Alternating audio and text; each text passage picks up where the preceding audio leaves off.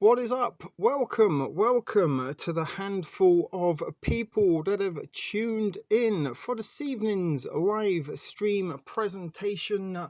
Reality Decoded. Bill Gates thinks he is Mr. Burns. Maybe just chilling to the groovy music. Quite possibly, buddy. Let's get rid of the thumbnail. There we are in glorious black and white. So it's kind of like the second stream in a row that has had a little bit of a disappointing response at the outstart of proceedings. For those of you that don't know, those of you who don't know, I think it's pretty much only you and me, Mark, that are here at the moment. We did get ourselves a community strike last week on what was intending to be the first nights of 10 days of reality, which is an idea I haven't exactly scrapped, but I've certainly put it on the back burner. Don't see much point in putting the effort into that anytime soon, certainly seeing as it seems that we're only getting a few folks that are tuning in to these things. But during the stream last week, I picked up an email and received a notification from YouTube that a previous upload, a stream that we put up a few weeks ago entitled Total Population Control, had gone against community standards and had contradicted such information that had been provided by the World Health Organization regarding COVID-19. Now, that wasn't exactly an episode that was designed or the content was regarding COVID at all. Quite far from the point. It was more about the electromagnetic frequencies and weather manipulation and all the unseen silent weapons for silent wars that are being used against us. And quite possibly, in my opinion, the algorithm in the good old community standards at YouTube are using that as a little bit of an excuse to silence the truth. And maybe it was some other information regarding this other such technology that was within that presentation that was the real reason it was censored. But it goes without saying that ship video productions are shadow banned. We do get passive censorship. But that not only the fact that we did pick up a community strike last Thursday on what was going to be the first night of 10 days of reality. Tonight would have been the penultimate evening of those endeavors. But as I said, those have been scrapped due to the fact we had a community strike. But more to the point, in the other reason that stream ended abruptly not so long after it started was really there was nobody watching and there was almost nobody chatting in the live chat, pretty much similar to what we've got now. And rather than just sit here and talk to myself and put out a presentation that hardly anyone would watch, that I did put a little bit and time and effort in, I decided let's abandon this stream before it goes any further and maybe avoid disappointment in the long run and reschedule and replan that. So as a little bit of a result, this last week that I have been unable to stream, and today is the first day that I am able to stream. So those of you who may or may not have missed the proceedings that didn't happen last week and over the course of the 10 days, don't seem to be that enthusiastic that we are back up and running. Now I have sort of put links on Facebook and Discord. It does sometimes take a little while for the regular offenders to tune in, which a question sort of and it has been raised recently, was why do I sort of have a long intro to these live shows? Well, it's kind of a little bit like the countdown. And it gives me a chance to start the stream, get it up and running, and allow a few people to show up. So once the intro is over, there should be enough people in the audience to make it worthwhile. And some people may or may not realize that those streams are in fact 4 minutes and 20 seconds long. A little Easter egg there for the 420 reference above it. Don't feel bad at all, Marduke brother, because quite a lot of us do have lives to live outside of shit video productions. For me, shit video productions is pretty much all I've got going at the moment. And maybe I should put more time into it. But again, sometimes the reward for my efforts is a little bit of all I'm really looking forward is some interaction, the ability to sort of chat about some of the subjects that maybe in everyday society I'm not often able to talk about it. Welcome, Glynis. Glad to see you have arrived, one of the more regular offenders, and always a pleasure to have you in the audience, my sweet. I've still got quite a little bit of the Crown Royal left going on there. But as I said, the reward for my efforts is I'm not looking to go viral. I'm not looking to be popular. I don't want to be cool. And I want to be the next YouTube sensation. I've spent a lot of time in years researching and looking into the sort of activities of the New World Order and the elites, and looking into all sorts of mysteries and conspiracies and tinfoil hat type stuff since really I was a very, very young kid.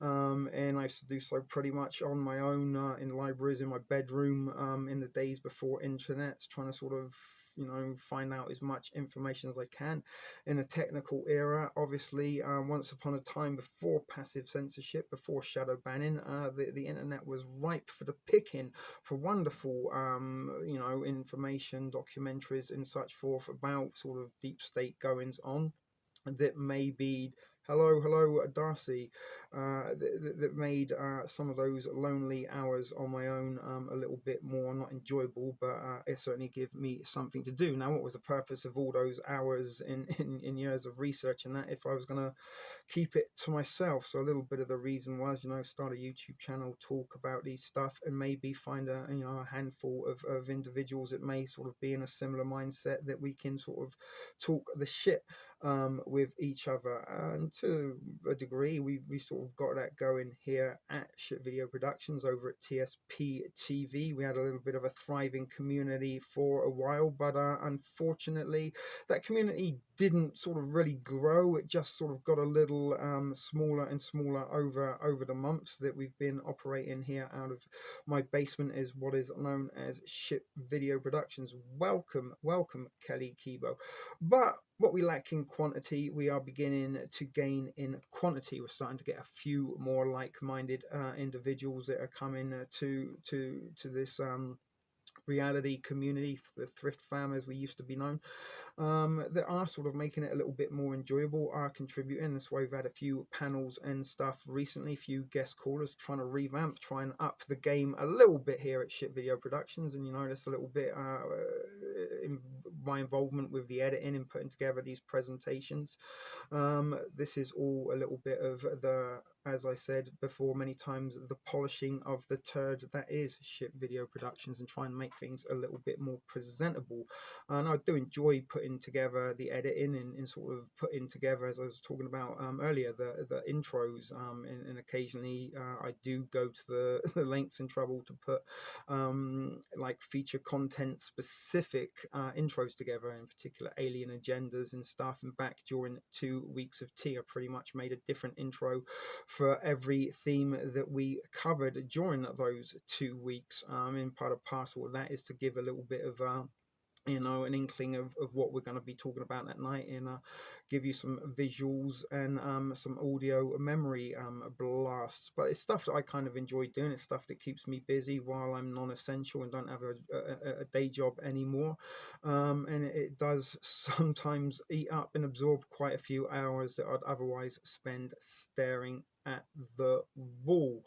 So we've got Darcy, Kelly, Marduke, and Glynis. So that is not a bad bunch to be going on with. But as I said, without the sort of reward of the interaction, the communication, there doesn't really seem an awful lot of point of going to the trouble and effort to put together these presentations. Now it's been around a year, in fact it's almost a year to the day, that TSP TV got a community strike in the early days of the pandemic that shut me down for a week and put some plans that I had on hold back then. And it was sort of during that week that I took it upon myself. I realized I don't got a job anymore. I don't really got much else to do. I started to learn to edit and put together these presentations.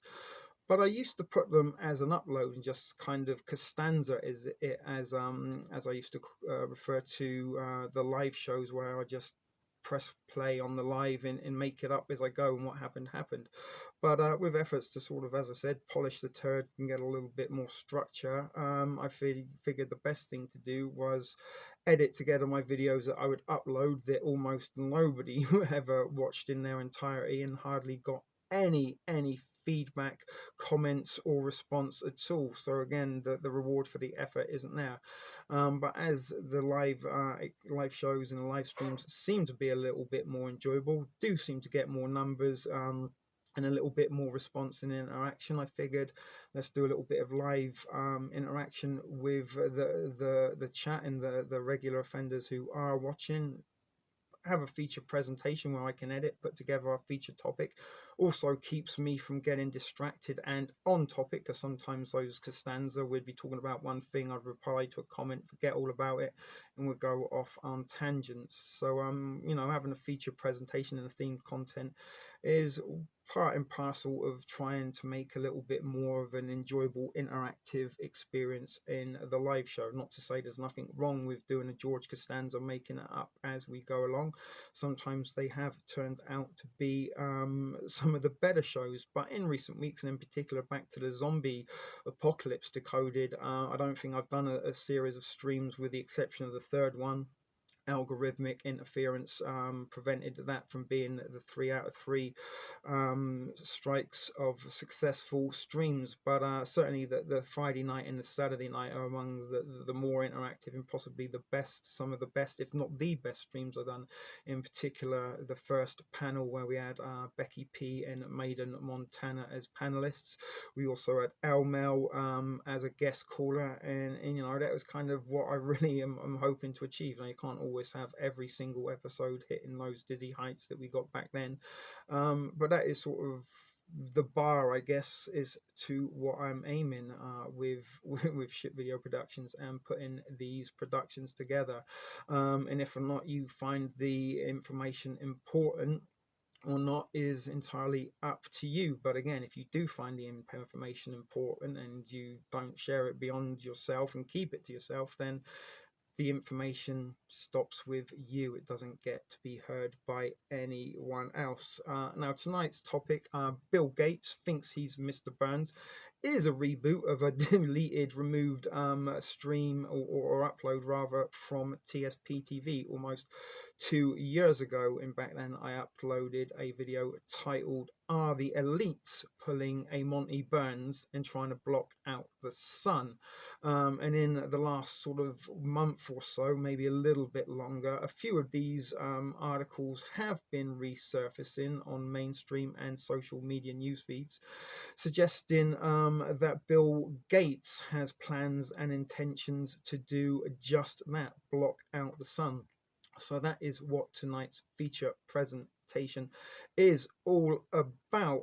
Now, as it happens, polish the turd, that's my saying. Great minds, as they say, Marduke. And that's why you carry a wench, and a part of the reality crew these days. Loved that panel. I caught Kelly Kibo. Yeah, and you actually want to be a panelist, so we might get back around to doing that possibly next weekend. And reason being, because of having a week off, I do pretty much have 95% of these next 3 days streams taken care of. We've got tonight's stream. Tomorrow I will be bringing you Ghostbusters Decoded. That was the attempted stream last Thursday on what would have been the first night of 10 Days of Reality. That's on hold. We might do that again later in the year, or we might not. I don't know. Haven't decided it yet. But panels, I do think, are something that are an enjoyable experience, not just for me, but for the people that take part in the panel. Plus, it's enjoyable for the people that do sort of watch along in the chat to put faces to names, and it is also good for the guys, and some of you guys in chat that do like to contribute and have a lot to add to the topics, to be able to add to the topics, because there's only so much you can sort of type, and with the time delays and such forth, sometimes the interaction and the feedback gets a little bit lost. So Kelly, as I said, my darling, if you want to be a panelist at some point, and again, you have been a guest caller, and that was another one of the show, is sort of very early on as I was trying to step up and get to sort of what I want to achieve on a personal level for the whole live experience. Glynis, what you saying there? Did you all like the cashew clusters? Oh my goodness, yeah, I ate them in about a day. There's none left, only dust. Only dust left, Glynis. I've still got some pepperami sticks, but there's not very much left out of your care package anymore. I've got a couple of protein bars and fiber bars, and polished off the cinnamon whiskey, and I've been saving the Crown because it's such a nice little bottle and quite comforting to hold. But you know what, seeing as you're watching, for you, Glynis, a little shot of something. And again, thank you. Your support, your kindness, and your generosity means more than you will imagine to me. And it is kind of nice to be able to have a little drop of liquor, something I wouldn't buy for myself, to have a little sip off every now and then. And here's Laurie, our other BC regular offender. So we've got our BC connection in the house. None of our Texan roses, unfortunately. I don't know where they are. But anyway, to you, Glynis, and the rest of the reality crew, happy Friday. That certainly warms the spot. Kelly. Oh, Kelly Kibo. And I love you too very much. Thank you for coming to the Reality Decoded. And then I said that because I do know you like the Apu accent. And I would be more than happy and delighted to have you on as a panelist. So as I said, we've got Ghostbusters Decoded coming at you tomorrow night, which is quite a long presentation, nearly 3 hours in fact. So I don't know if or not we're going to go on earlier at 8 p.m.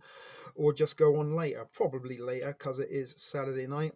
And then we will be rounding up the 3 nights of weekend streams on Sunday with Terminator Decoded, which I have pretty much finished, all but finished. I've got about maybe 80% of recording left to do, and any additional additions to the to that presentation between now and Sunday night. So I'm a little bit ahead of the game. It's kind of nice to be in that relaxed position, and I think possibly that might be my personal sort of routine and intentions going on from this week. So sometimes when I get these community strikes, I do try to use them as a way of maybe taking a step back and trying to improve things. And based on the disaster of that stream, when really I had only 3 actual people watching, and after 45 minutes of screen time, I could still see the hello comments. There was absolutely nobody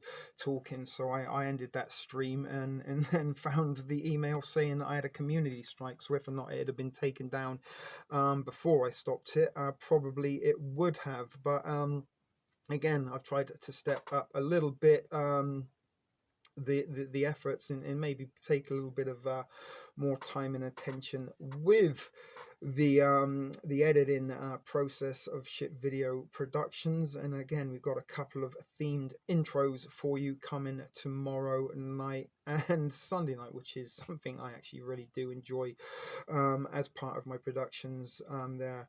Have you looked into the FedEx person? Very odd details are as usual. What do you mean, the FedEx person, Kelly Kibo? I'm not sure what you mean there. Is this somebody off I suggest keeping it 2 hours. Again, I have this little OCD Marduke about sort of threes and threes, about 3 shows that are 3 hours long. I don't know why, and no matter how much I do try to sort of condense and shorten some of these streams, they only sort of seem to end up being longer than anticipated. And something I've always said is sort of information has no time limit. Maybe I could sort of, 2-part, 3-part stuff like that, and break it down, but up until now it kind of seems to sort of work. I don't know if or not shorten it would mean more people would watch, but anyway, tips and feedback is all good. And then yeah, no, that's what I was saying, Kelly. There is no too long. And again, I sort of make videos that I would personally want to watch. And as a researcher, and even sort of when I was just looking for things to read for entertainment, if there was a thick book or a small book, I would go for the thick book. If there's a 4.5 hour long documentary or a 45-minute documentary, the 4 hour one's going to be on my to watch list. I might get round to the shorter one there.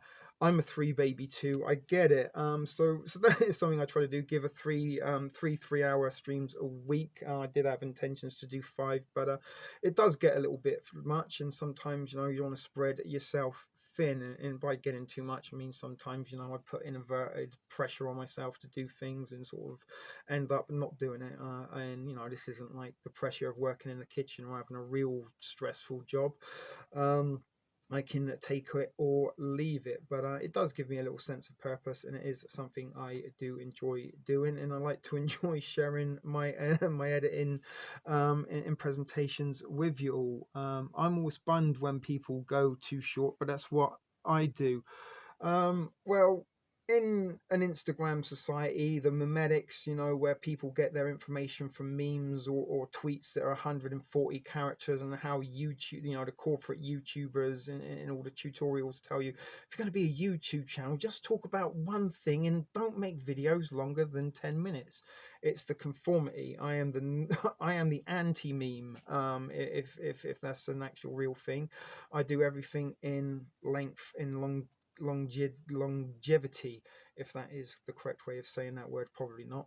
I'm not that articulate in educated academically, but you're right. We live in a society where everything has to be condensed within 140 characters. If you can condense as much information as you can in a meme template, that is how people are being informed this day and age. And it's quite disturbing how many sort of truthers, woke individuals are really kind of operating in snooze, in really and truly, where are they getting their information from? If they really are just getting their information from memes that they're sharing or tweets they see that are very, very short, then are they really informed? And why, again, my videos are long, because they provide lots of information from various sources. So again, that is part and parcel of why. But Trip, welcome. When did you creep in, buddy? Good to see you. And one of the few individuals that actually watched The Watchmen, after I suggested for years and years and years that we did. Yeah, the woke, in the whole great awakening in the woke culture. This is very Tavistockian counterculture, very evident and at play in real time. And some of the memetics I've seen about when you created a scam pandemic, but you accidentally started a great awakening. There was no accident. The fucking Great Awakening was part of the design, all designed to draw out the dissident, non-governmental, anti-government types into the limelight, give them a bunch of memes and information to share to their social media. The algorithmic AI can collect that data, and then lo and behold, they don't need to look very far and wide to find the dissidents that need to be re-educated. Maiden, welcome. 10 people are watching. Look at that. Before the 30 mark, we're already an improvement on the last attempt. But anyway, before I babble on too much, let's get tonight's presentation in place and up and running. And hopefully you guys will enjoy it. There's a little bit of a burp that's been lining up from the whiskey. So thank you for that again, Glynis. Be right back. Okay.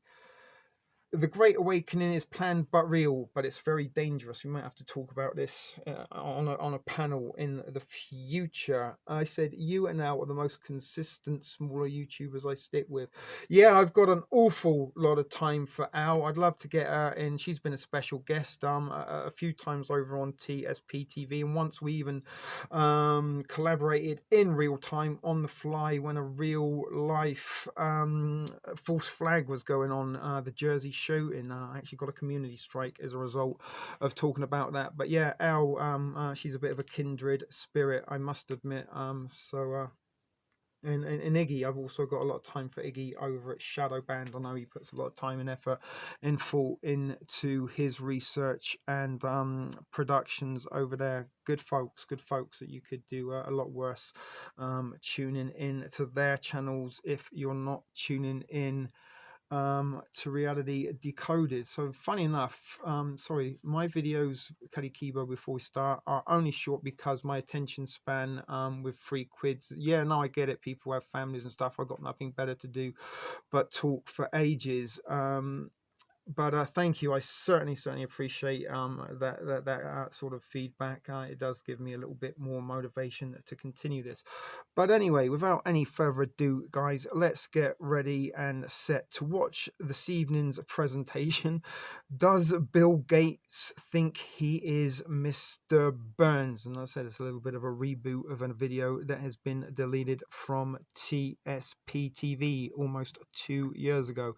So don't forget, we are non-profit. We're not even a real organization. I'm just a lonely dude, middle-aged dude in a basement making videos for about 9 or 10 people that tune in with nothing better to do. There's no profit to be gained from this, and it is purely for information and educational and satirical purposes only, and any content shared in this presentation is done so under the Fair Use Act. I don't own any of the rights to anything. It all is the rights of the maker or creator of such whatever, never mind, you get the gist. But nevertheless, guys, stay tuned, get yourself comfortable. It is a shorter than tomorrow night's presentation, so only an hour and 30 minutes for you to endure.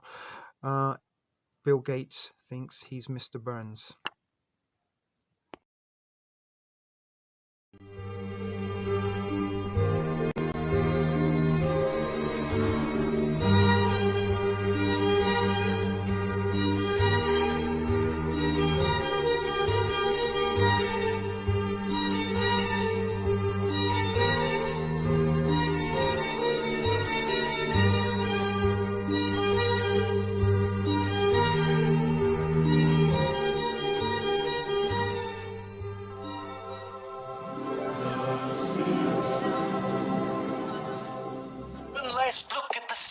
Springfield.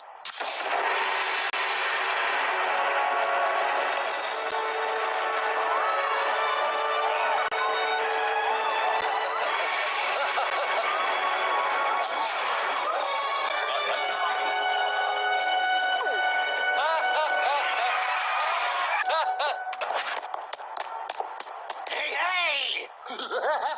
I've been in Reno for 6 weeks. Did I miss anything? Everyone, welcome to Reality Decoded, and thanks for tuning in to this episode. Bill Gates thinks he is Mr. Burns. And those of you who have followed along the endeavors of Ship Video Productions for a little while will realize this is in fact a reboot of a video I did upload a couple of years ago over on TSP TV in all its glory, titled Are the Elites Pulling a Mr.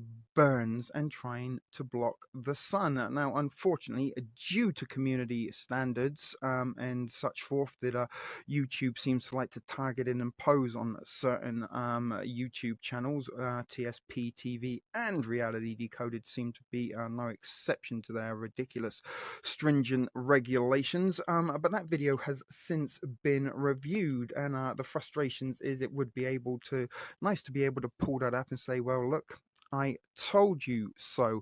Now, the reason I am kind of rebooting this Bill Gates thinks he is Mr. Burns is because in recent weeks I've seen a few articles surfacing with regards to Bill Gates and his intent to try and block out the sun as part of his climate control. And I have to thank Melody or Melody TSP, the T's together, who did send an article to me over on Facebook. And Melody is, as she's known over there on Facebook, Melody, as she is amongst the the viewers. Sometimes it joins us with the live feed, but she sent me an article that we are going to look at in a little while. But before we do, let's go back to the point of origin and Mr. Burns and his intent to block the sun, which is something Bill Gates seems to be copycatting in real life. What doesn't The Simpsons predict? And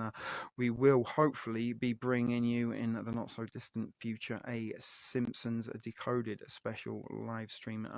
But back to the point of origin, it was the 128th episode that aired in May of 1995. It was the season 6 finale and part one of a two-parter. The Simpsons don't normally do that, and I don't think they've actually done it since the season 6 finale, season 7 premiere. But it was the two-part Who Shot Mr. Burns, and the reason why they ended up shooting Mr. Burns because he devised a creation known as the Sun Blocker, and it was developed by Charles Montgomery Burns, according to Simpsons Wiki, which is the Wikipedia for all things Simpsons. As the name suggests, was created to literally blot out the sun outside, and this was in order to ensure that Mr. Burns's electricity was sold in a monopoly covering Springfield in perpetual darkness.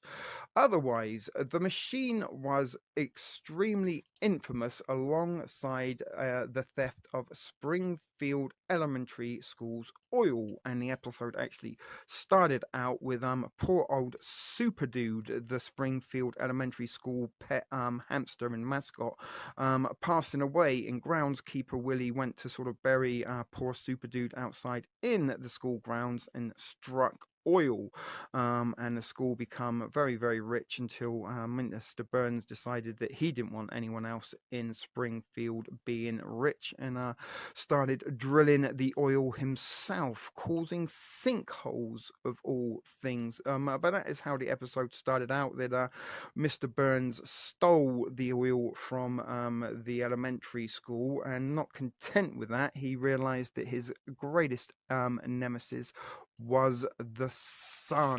No, not while my greatest nemesis still provides our customers with free light, heat, and energy.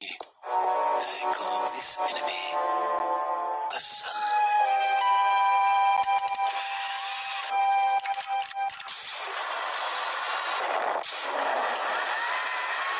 Since the beginning of time, man has yearned to destroy the sun. I will do the next best thing. Block it out.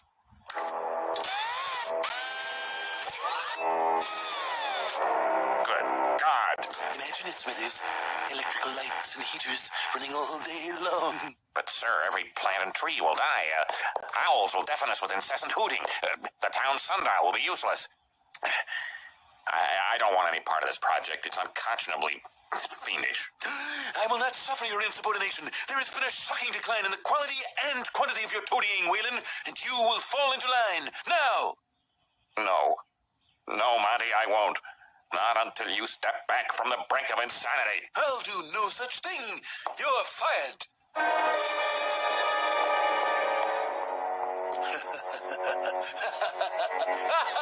Take that, Boulderama. Take that, Convenient Smart. Take that, nuclear power plant. There we did see Mr. Burns unrolling and revealing his treacherous plan to block out the sun to his faithful employee Wayland Smithers, and the machine was extremely infamous alongside the theft of Springfield Elementary School's oil. Well, for the riling, the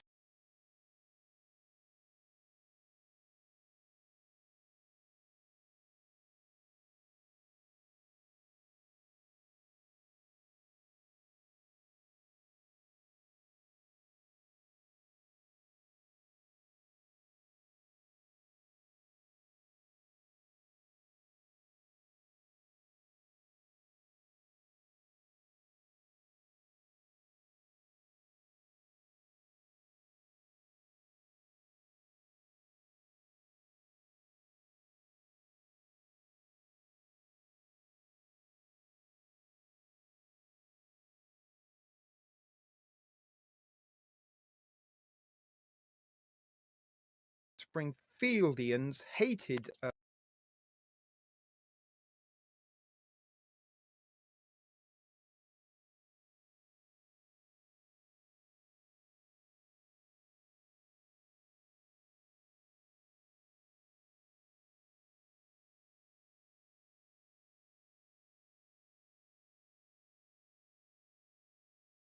of Mr. Burns was enough to want to murder him, especially Smithers, who had earlier been fired by Mr. Burns when the former protested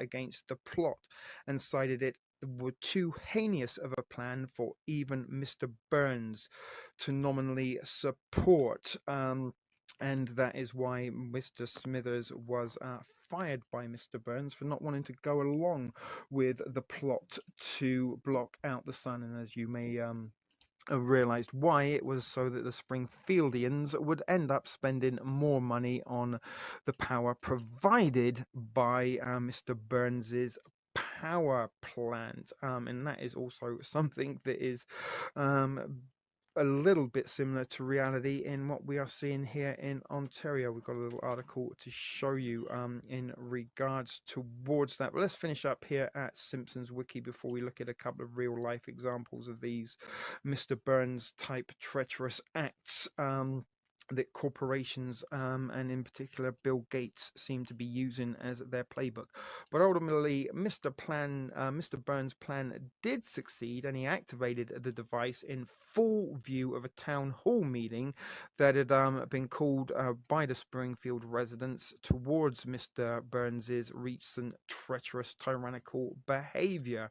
However, Mr. Burns was shot by an unidentified assailant that ended up to be Maggie Simpson, and that was the cliffhanger of season 6 finale that you had to wait until the season 7 to find out. Now I think there was even a phone in contest that you could call in select who you wanted to or who you thought shot Mr. Burns, but anyway, he was shot and left in critical condition. He didn't die, but the machine was later destroyed by the combined efforts of Homer, Lenny, Carl, Barney, Moe, Otto, and good old Bumblebee Man, Snake, and groundskeeper Willie, among the other residents of Springfield. They all tied their vehicles to the machine, bent it over, and it snapped on its podium, sending the blocker down the mountainside towards a town that turned out to be Springfield's most rival local neighbor, Shelbyville, and this caused the delight to the Springfield residents. But according to Mr. Burns, the sun blocker was conceived from mankind's innate desire to destroy the sun, and that due to the infeasibility of actually doing so, an act he settled for the next best option. He couldn't destroy it, so he blocked it out. But there you go. There's a little bit about the episode 128, the season 6 finale. Not sure what that is all about. But don't take just my word for it, because quite a lot of people are making references to The Simpsons and Bill Gates' plans and intentions to block out the sun. So reality taking influence from fiction, or is fiction merely just preparing us for what is to come? Stay tuned as we continue after this very short break.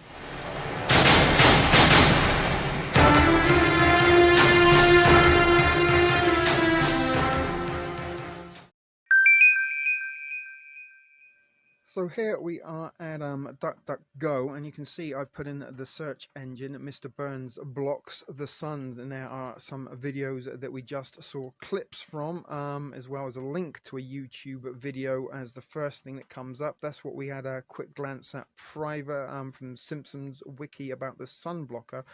But look, the third article that comes up, Bill Gates, Mr. Burns' style attempt to dim the sun.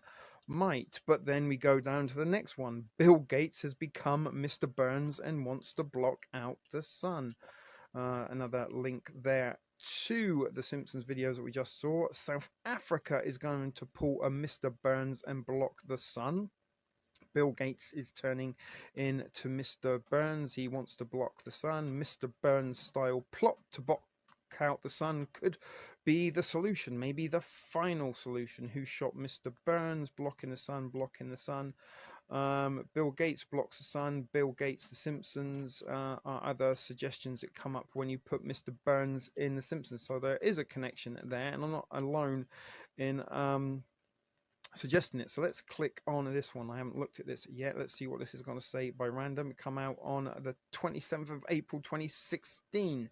A plot straight out of The Simpsons. So it's not new, guys. Although these articles are circulating on a newsfeed recently about Mr. Burns, not Mr. Burns, but it's hard to differentiate. But Bill Gates trying to pull a Mr. Burns-esque plot to black out the sun is nothing new. This has been around for a while, and it was a couple of years ago over on TSP TV.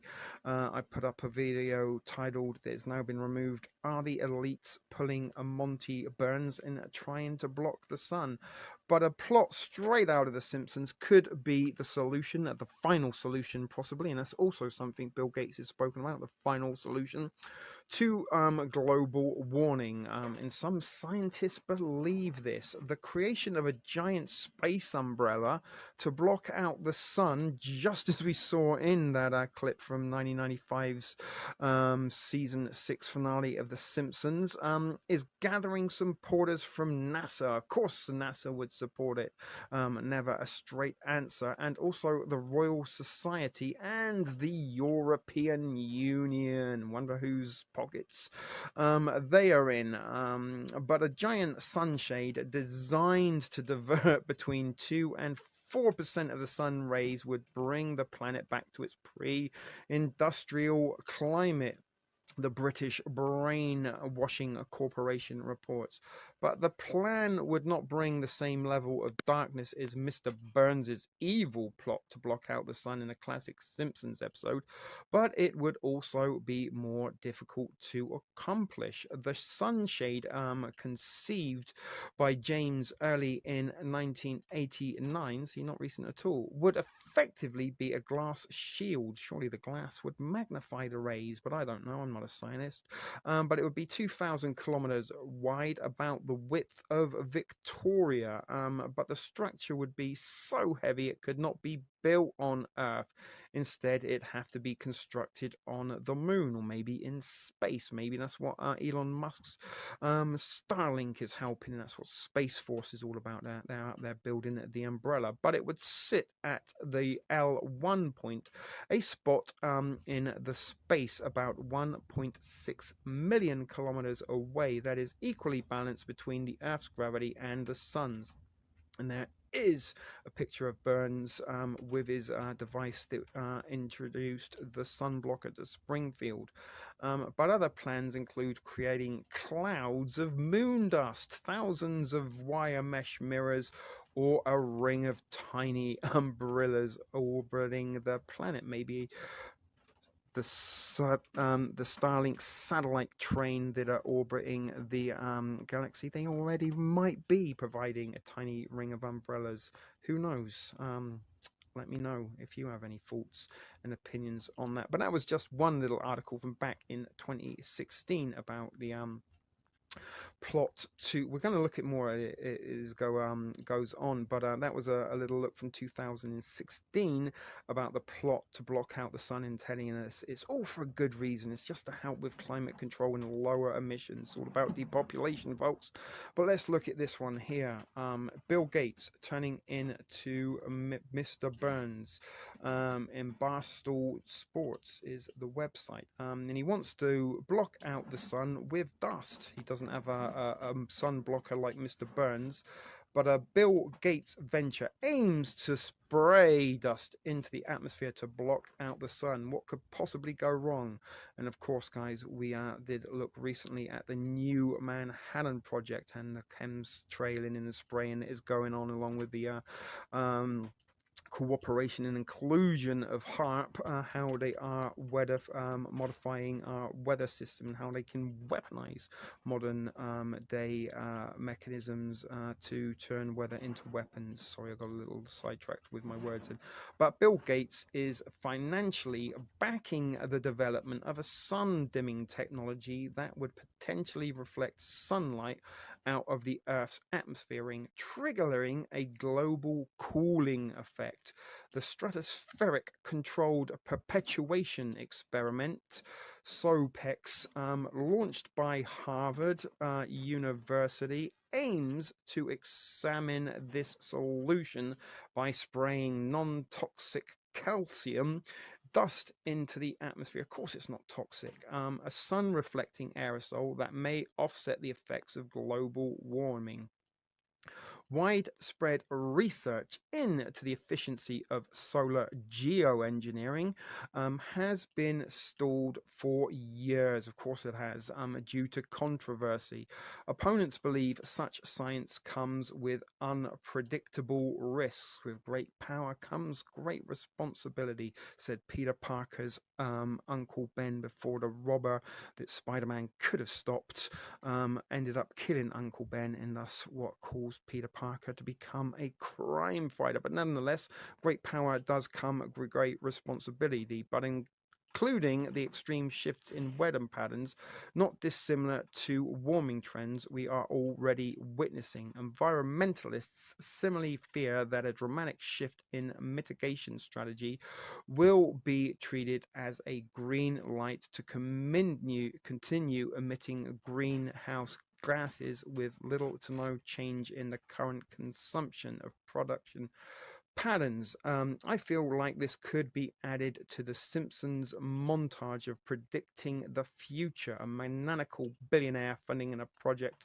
to block out the sun, and we saw that video. But the big difference here, of course, is that Bill Gates is apparently doing this plan to throw dust in the upper atmosphere to block out the sun for altruistic purposes. He's basically going to stop global. He's going to save the day, folks. He's going to save us all by blocking the sun. Of course it is. It's not a lie if you believe it. But he's basically going to stop global warming by spraying dust into space to block out the sun. What could go wrong?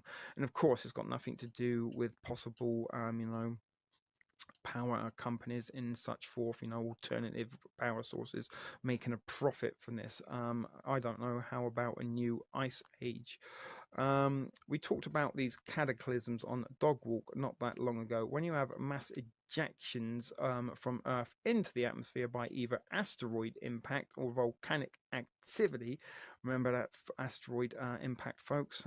We may even be due one of those soon in amongst all the cataclysmic events, as the elites do seem to be throwing at us an all-out apocalypse.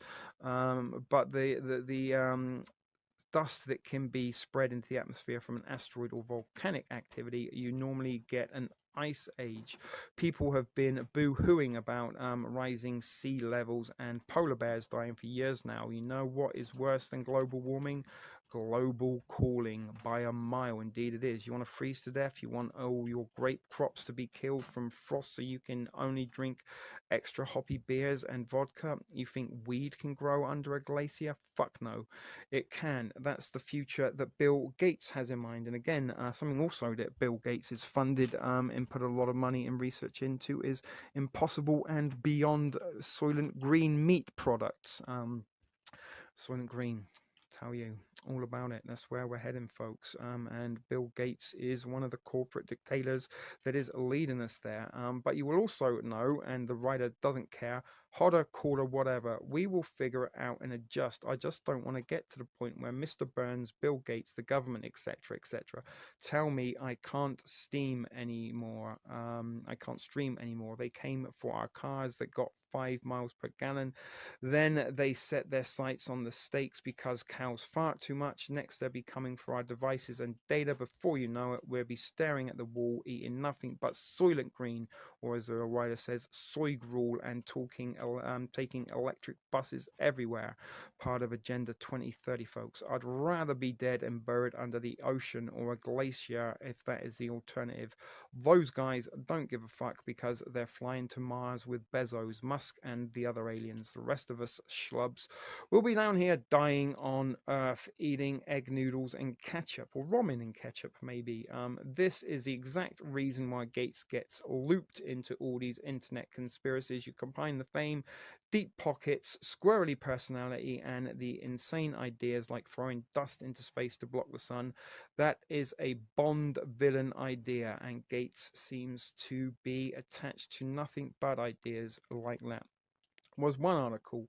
Let's go back and look at one more, which I wanted to. South Africa is going to pull a Mr. Burns. Wonder if Bill Gates is involved in this one. But as we said, it's not a unique or brand new idea at all. But South Africa is going to pull a Mr. Burns and block out the sun because it may prevent a drought. Everyone remembers that iconic Who Shot Mr. Burns episode, yada yada, whoop de woo, ray tay tay. And if you don't, you should be deeply ashamed of yourself. But if you're actually a decent human being and remember the episode, you'll know that Mr. Burns infamously tried to block out the sun. Well, someone in South Africa has clearly watched way too much Simpsons because the country is literally going to attempt to do this. But unlike Mr. Burns, again with the narrative of it's all for your preservation in the betterness of the globe, the intention for blocking out the sun is not evil. Of course, it's not evil. It's actually to prevent South Africa from a deeply drought. So again, Mr. Burns, aka Bill Gates, is not, he's not the only one to think of it. Other people have done it and probably have done it. But in case you forgot, in 2017, Cape Town nearly bloody ran out of water and were forced to dramatically cut their usage by the skin of their teeth. They managed to save the city from a deadly water shortage, and the obvious is a keen not to happen again. The plan to dim the sun has been devised by the University of Cape Town, who, in their paper, they suggest injecting particles of sulfur dioxide. That can't possibly be a good thing. Sulfur is the smell of hell, apparently. But they put sulfur gas into the Earth's atmosphere directly above the city, and the cloud of gas would reflect sunlight and dim the ground below. It may seem like a no-brainer to implement the plan when it could save South Africa from a potential day zero drought. However, the plan is controversial due to its climate impacts and geopolitical implications. This is because the findings of research do not take into consideration the effects of injecting gas into the atmosphere would have on the climate. Experts also warn that it shouldn't be seen as an alternative to cutting greenhouse effects. Pretty much the same narrative, different article. But the science advisory group called Climate Analytics say that dimming the sun would likely become a source of massive conflict between the nations. Maybe that's what they want, conflict between the nations before the aliens arrive and save the day. Let's just hope the plan doesn't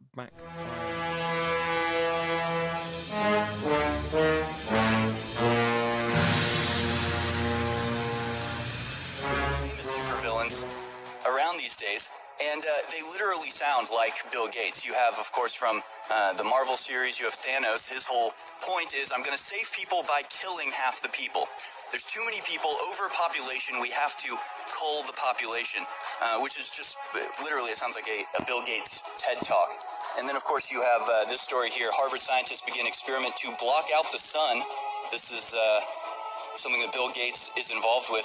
But, what do you describe? How do you describe the person who wants to block out the sun and cull the population in order to save the population and is involved in vaccine catastrophes that just do terrible things to people all over the world, and then goes on TV and celebrates himself? You just can't manipulate the human race in the way these people think that you can, including Bill Gates, who I'm told now we have this video. This is Bill Gates. What they call it is stratospheric controlled perturbation experiment. That's the scientific term for it. Another climate change solution backed by Bill Gates and by big oil.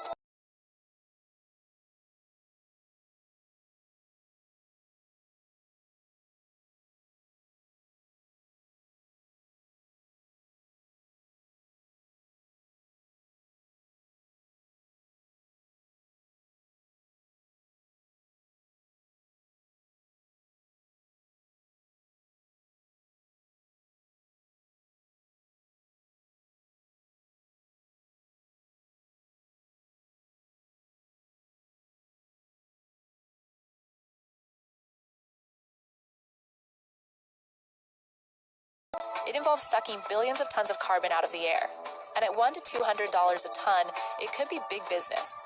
Solar geoengineering, on the other hand, is so cheap that nobody currently stands to make money from the process.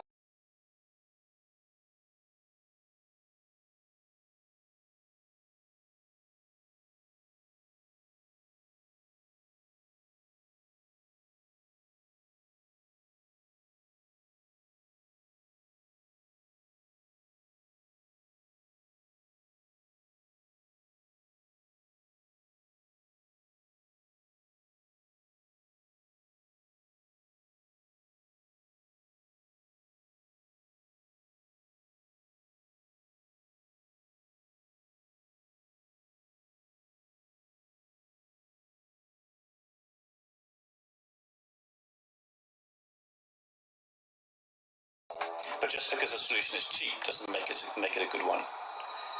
It's cheap and dangerous. It doesn't require a lot of materials. It doesn't require a big innovation. It basically affects the whole planet with one project. So that is not necessarily a situation that has a lot of profit opportunity, right? Because there's not going to be a lot of different people that can do it and compete in a marketplace. Bill Gates is among a dozen individual donors and 14 foundations backing the first stratospheric solar geoengineering experiment out of Harvard. It's called Stratospheric Controlled Perturbation Experiment, or SCOPEX. A high-altitude balloon will lift instruments about 20 kilometers into the stratosphere, where it will release less than 2 kilograms of different naturally occurring chemicals, like calcium carbonate and sulfates, and then measure the change in atmospheric chemistry and light scattering. The Harvard group that runs SCOPEX and other experiments has raised more than $16 million, more than double any other solar geoengineering effort. And annual global funding has gone up from $1 million in 2008 to $8 million in 2018, with the majority of that funding coming from the U.S. The first phase of SCOPEX will cost around $3 million, with much more needed for wider research on solar geoengineering. To this point, stratosphere injections have only been tested with climate modeling. In the UK, a government-funded solar radiation management test called SPICE was cancelled in 2012 because of issues with patents. And we're not trying to develop any technology that is patented or where we want to make money with this later on. A study last year found that no existing aircraft can inject the stratosphere at a high enough altitude, but developing a new high-altitude tanker would not be technologically difficult or prohibitively expensive. Nozzles still need to be designed that can continuously blast out trillions of particles, and scientists still need to decide what chemicals those particles should be made of. But unlike cloud brightening, which is another solar reflection technique, the tech needed for stratospheric injections is not far off. The technology is not the main thing that's holding this back. The main thing that's holding it back is the uncertainty about what the exact effects would be and the positives and negatives of its effects, and the governance and decision-making process for implementing it. Earlier this month, the Intergovernmental Panel on Climate Change released a chilling report. A report that has taken 3 years of research and another week of discussions between governments and its writers to finalise, informing the world that we are nowhere near on track to minimise the effects of global warming to just 1.5 degrees. And instead, we are now on track to exceed 3 degrees Celsius above pre-industrial levels by the end of the century. Going above this 1.5 degree change is going to cause serious damage to the livability of this planet. Going to 3 degrees may just open Pandora's box, increasing the likelihood of heat waves, droughts, floods, and just making life more difficult for us and the plants and animals that share the world with us. In order to avoid that outcome, the IPCC laid out 5 steps we need to achieve. 1. Global emissions of CO2 need to decline by 45% by 2030. 2. Renewables need to provide 85% of global electricity by 2050. 3. Coal use must reduce to practically zero. 4. 7 million square kilometers of land will be needed for energy crops. And 5. We must reach a net of zero emissions by 2050. These are incredibly ambitious targets that, let's face it, we probably won't achieve without a massive shift in global attitudes. We are on a collision course with disaster, and we've no captain steering the ship. So do we have any last-minute solutions to save us from catastrophe? Solar radiation management has been touted as our best option for rapidly lowering the planet's temperature. Solar radiation management is a long term for something the Simpsons thought of in 1995. Simply block out the sun to reduce the energy we receive here on the surface of the planet and therefore reduce the temperature. There has been several methods proposed to achieve this, some more realistic than others.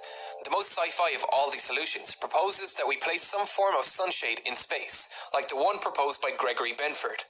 He recognized the potential of Lagrange point 1, an area between the Earth and the Sun where the gravitational forces between the Sun and the Earth allow an object in that position to remain in that position.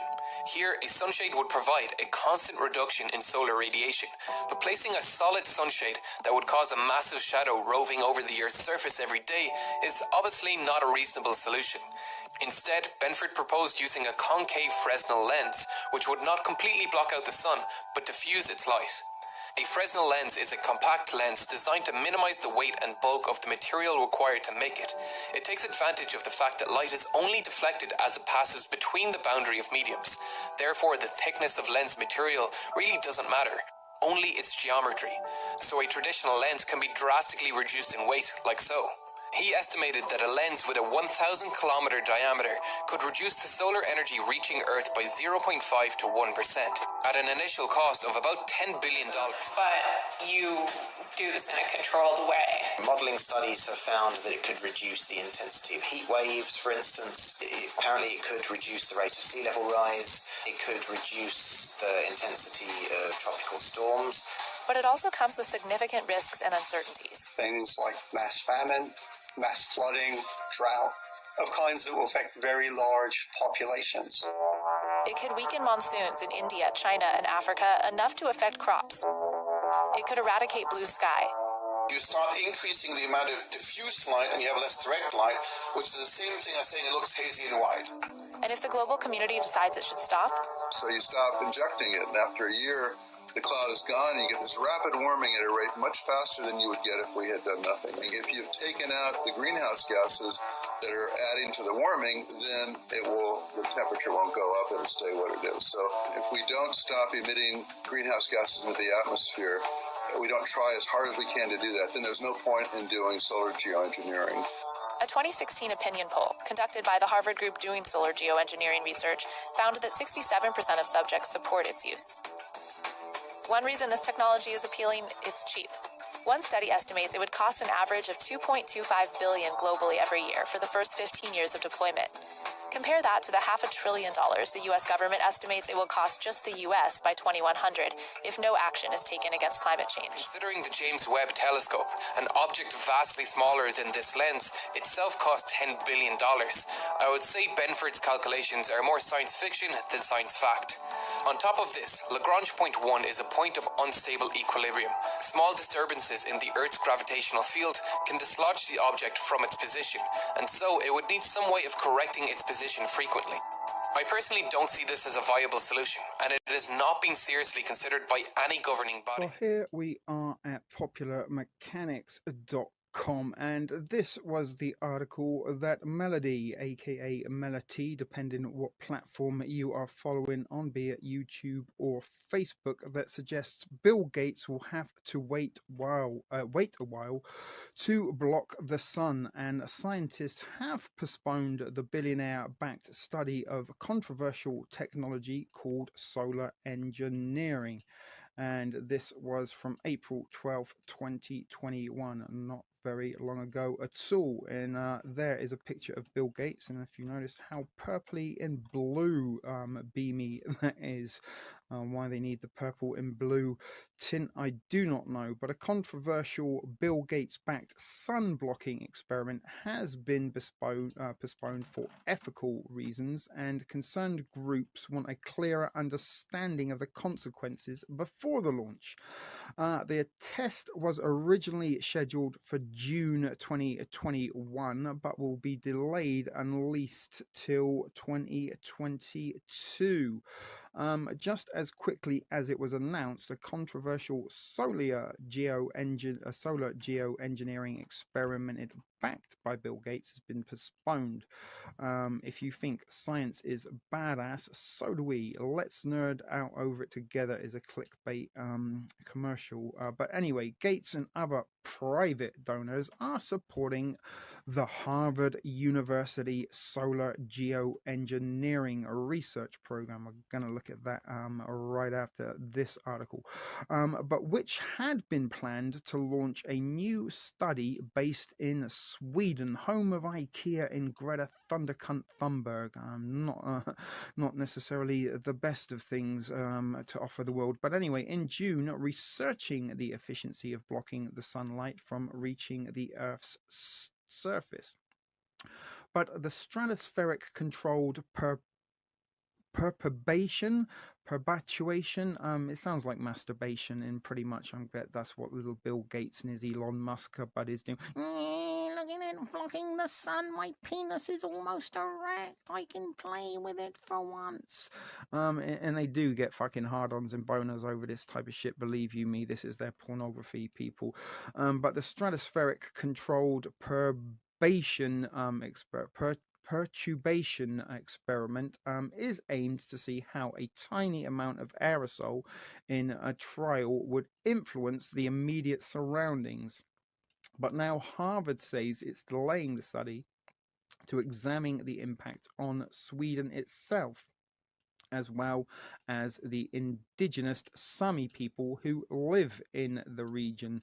Poor indigenous people, they always seem to be the brunt of experimentations of the elites. But what you need to know, Gates is thinking about dimming the sun. Geoengineering is the term for technologies that try to alter the Earth's physical qualities on the largest scale possible, and HARP is one of those organizations with abundance of technologies for ordering the Earth's physical plane and the natural atmospherics of the globe. But one example is cloud seeding, where aircraft flush clouds with particulate matter in order to coalesce into rain. Carbon capture, CC33 there, where the emissions are taken and sequestered beneath the Earth's surface, is another major form of geoengineering.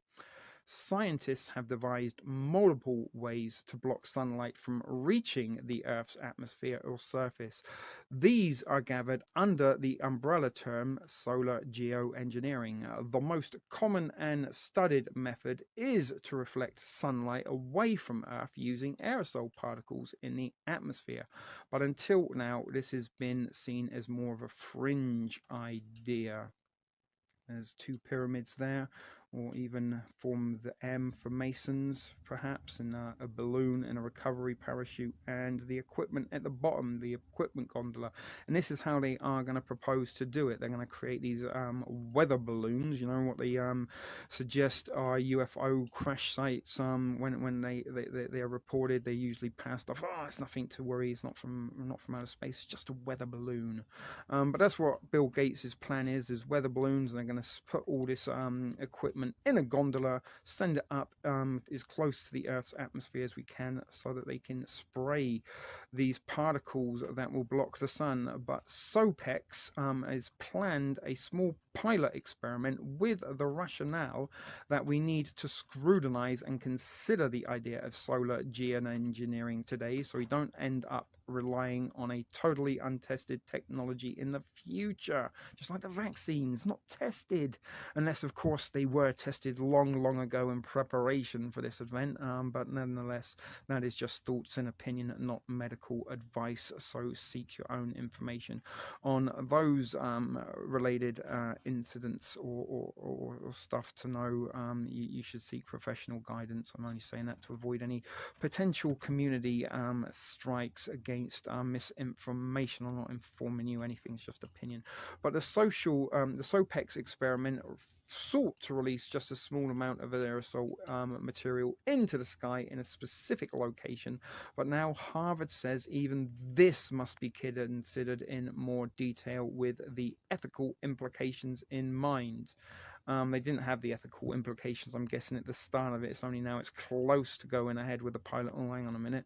there might be some ethical concerns here. Let's double think this before we put our plan into action. But of course, you and I are pretty aware of the fact that they are spraying something in the skies, and it isn't a day doesn't go past. It seems that you look up and you'll see some aircraft with a long stream of something coming out behind it. But Harvard scientists had planned to launch a high altitude balloon from S-range space station in Kiruna, Sweden, to, in brackets, test whether it could in future carry equipment to release solar radiation reflective particles into the Earth's atmosphere. But late last month, a Harvard advisory committee that was set up to study the project's ethical implications recommended pushing the test back until a more thorough societal engagement process can be conducted to address issues related to the solar geoengineering research in Sweden, rather, not Swindon. That's where I was born and raised, Swindon, my hometown. But Sweden is another country altogether. Swindon's just a town in England. But nevertheless, this will likely postpone the platform launch until 2022, the article said. And very, very interesting here. They got a related story, and look who they're using, Grandpa Simpson. And that article related story is Scientists Shoot Lasers at Clouds. So what does this mean for SOPEX and for solar geoengineering in general? One goal of the project has always been to explore the real implications of this technology before we need it, because it's never a good idea to launch an untested mechanism at a time of crisis, just like the vaccines, untested, it's time of crisis. If you believe the official narrative surrounded the COVID-Novid scam pandemic. But the same factors that make solar geoengineering a radical idea make it almost impossible to test even on a small scale. Hopefully, the different groups involved can come to an understanding and develop a pilot experiment that more people feel is ethically sound, with everybody from investors to indigenous groups involved in the process. SOPEX will never get off ground without a lot of diplomacy or a lot of lining of pockets with billionaire funded money. Yes, we can build a real Jurassic Park. Let's not. That might be an interesting article for another day. Should we click on the scientists shooting lasers at the clouds? Scientists shout at clouds, also shoot lasers at them. They say fog clearing could shape the future. And is this in relation to blocking the sun? Are they in coalition with each other? More than likely. Some might think that looks like a nipple. It might be a crop circle or a UFO. Narrow lasers bored tunnels through the clouds could clear the way for fiberless fiber speeds. Unlike cloud nucleation, the laser vaporizes water and doesn't generate rain. This new way doesn't require generation of plasma, instead using well-timed quantum phenomena. My goodness.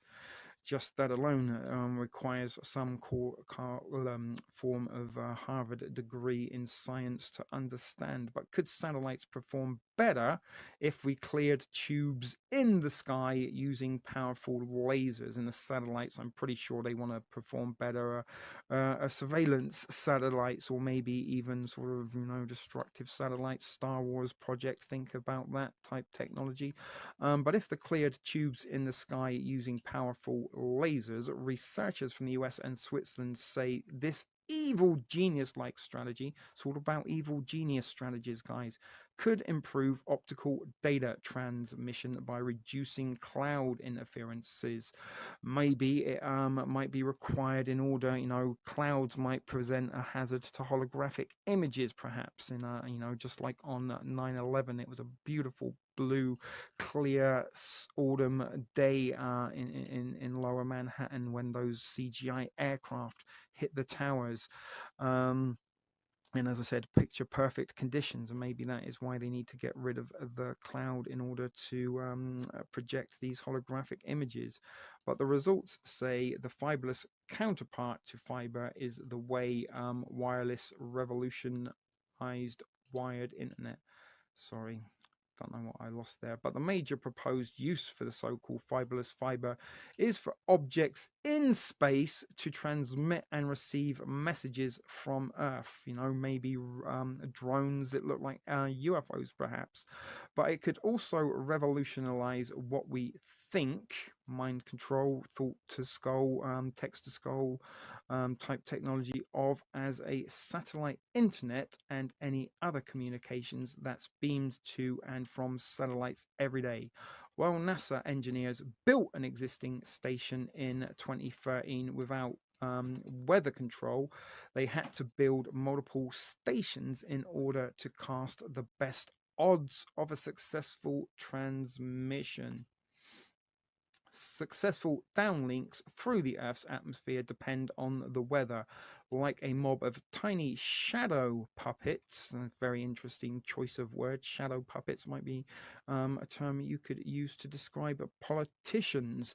But the cloud and fog droplets will dim and scatter the laser's signal. To beat the clouds during the LLCD mission, NASA engineers had to build 3 receiver sites on Earth, of which 2 were usually in the line of sight between the spacecraft and the moon. The theory is simple. Instead of waiting for a cloud to clear, use a rapidly pulsing laser to ensure a clear route through the cloud. The laser pulses are intensively powerful and cause rapid chemical changes within the molecules of fog or cloud. What rapid chemical changes to the environment or the atmosphere they could also do, one can only wonder.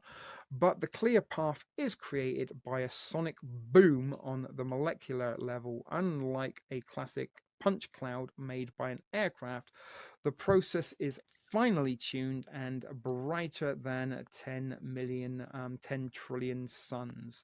So there was the related article that used The Simpsons, and as we have established, The Simpsons depicted exactly what Bill Gates and this Harvard experiment planned to do by blotting the sun in that infamous Who Shot Mr. Burns Part 1 episode, season 6 finale. So there was a wonderful article courtesy of Melody for sharing that to her social media, so I figured I'd feature that. And that is just one of many articles I have been seeing in recent weeks about Bill Gates and his plan to block out the sun. And there he is, all in his, you see the shadow in the purple.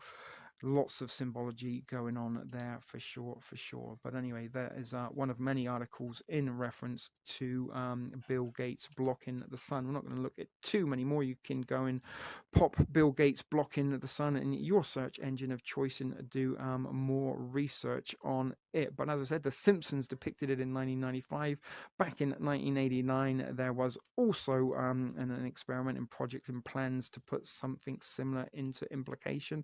But here we are in 2021, and I'm pretty sure they've already tested and conducted it without us knowing before they wanted to do it on a larger scale over Sweden. But now we are going to look at that Harvard article and see what the Harvard scientists are saying about this before we wrap up this particular episode on Bill Gates thinks he's Mr. Burns. When it comes to climate change, Bill Gates wants people to think of 2 numbers, 51 billion and 0. 51 billion is the number of tons of greenhouse gases typically added to the atmosphere every year because of human activities.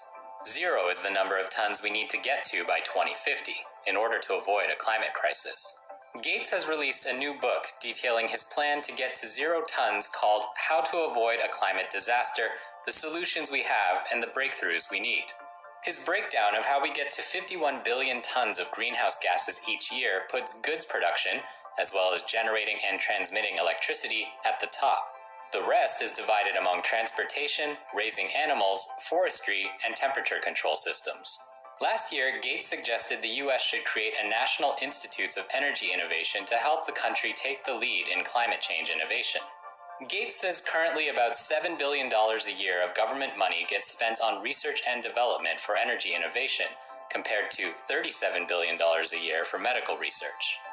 But at the same time, he acknowledges that whatever developments come from the U.S. have to be affordable for other countries to actually implement. And the U.S. accounts for 14% of global emissions, so even if it managed to get to zero carbon emissions, there'd still be a long way to go. In a recent interview with Forbes, Gates says he has put $2 billion of his own money towards companies working towards zero emissions. Two of the more well-known ones he's backed are Impossible Foods and Beyond Meat, both dealing with plant-based meats. His biggest bet has been on TerraPower, a nuclear power company with a reactor that uses depleted uranium as fuel. The company had been planning on building its first reactor in China, but the deal was blocked by the US government. Now the plan is to build a demonstration plant somewhere stateside, and the company received $80 million to do so from the Department of Energy. The other half will come from the private sector, mostly Gates himself. He's also created a fund called Breakthrough Energy Ventures and has investors such as Jeff Bezos, Vinod Khosla, John Arnold, and John Doerr putting in money towards zero-carbon companies.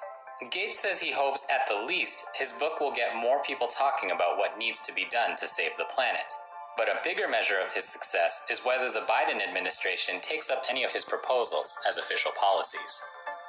So we just saw in that little previous news reel that Bill Gates not only is hell-bent on blocking the sun, he's also invested greatly in Soylent Green products such as Beyond Meat and Impossible Meat. And here is an article from Forbes that says Bill Gates wants rich countries to move to 100% synthetic beef. But here's the opportunity behind this trend. And this was from March 22nd of this year. And there he is himself, Mr. Wannabe, Mr. Burns, Bill Gates, rubbing his hands together, just as you would imagine Monty Burns would do. And you can see him saying, excellent.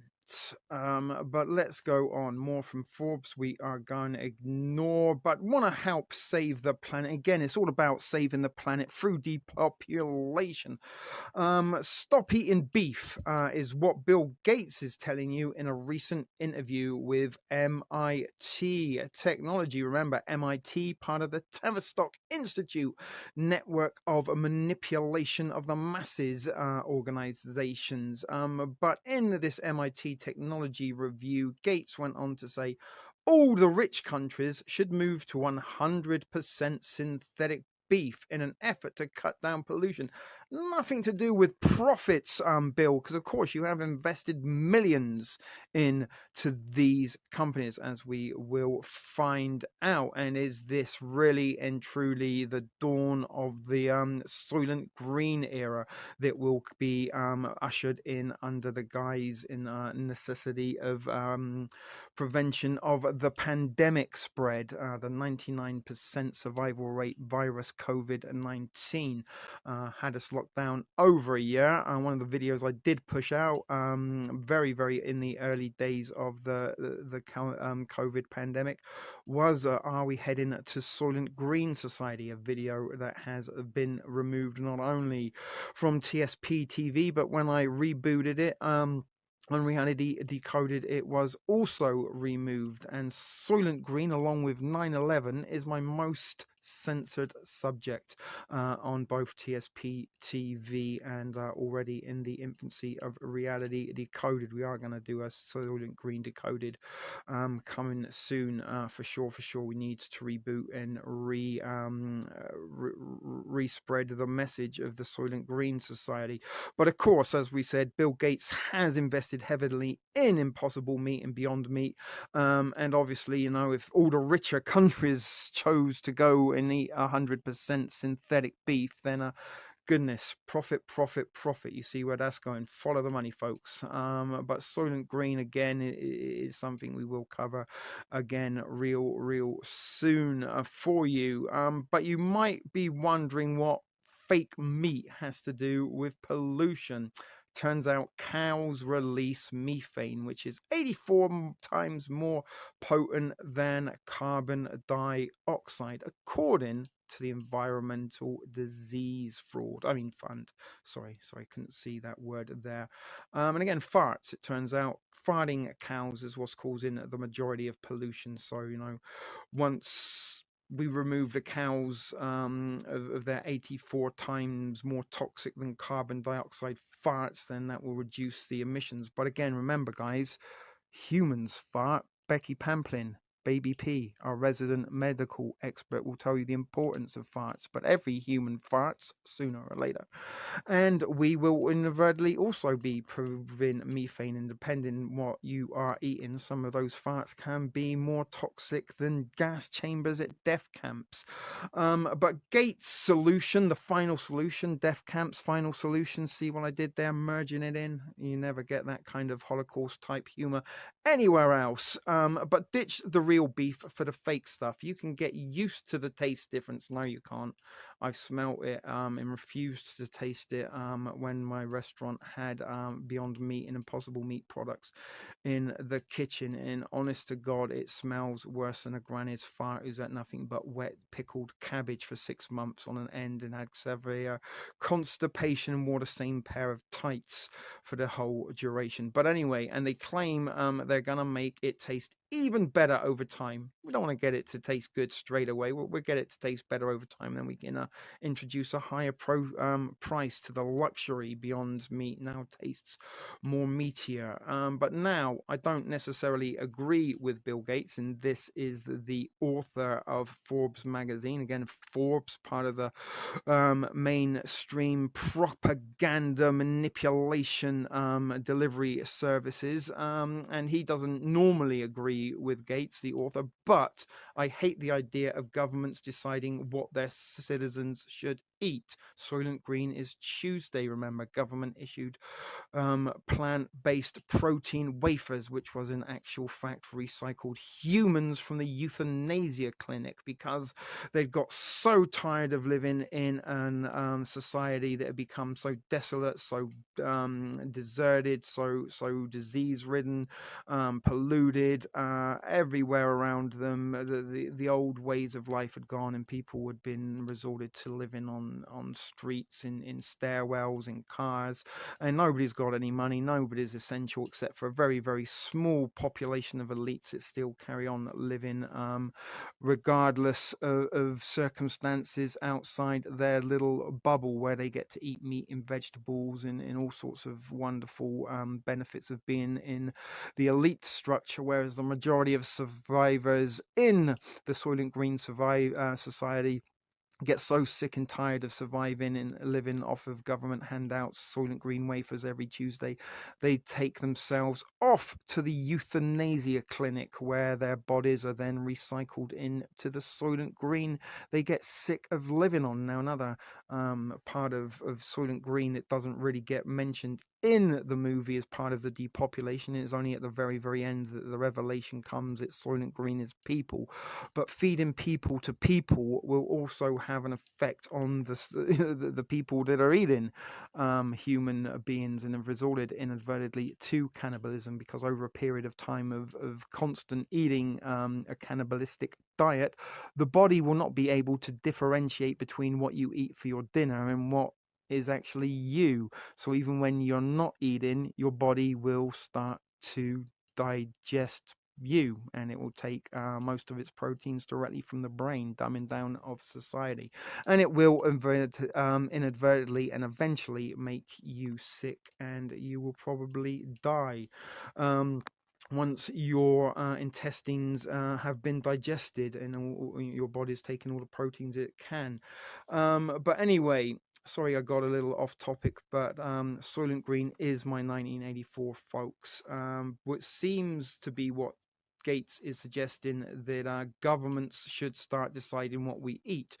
But the job of the author is to make you but my job, Bill Gates, sorry, I thought that was the quote from the author then, but my job is to help make money. And there's no question that there is billions to be made in the technology behind plant-based meat. For proof, look no further than industry pioneer Beyond Meat, BYND. It went public in 2019 and shares exploded by 859% during the first 3 months. Out of the gate, it went from a relatively unknown company to a household name practically overnight, mainly with the help of the mainstream propaganda machine promoting this and virtual signaling it and targeting it directly to certain demographics who have been subliminally suggested these type of things for years and years and years. But the fake meat industry is still booming today. It's already worth 12 billion, and by 2025 it is projected to double. And Beyond Meat isn't the only player in town.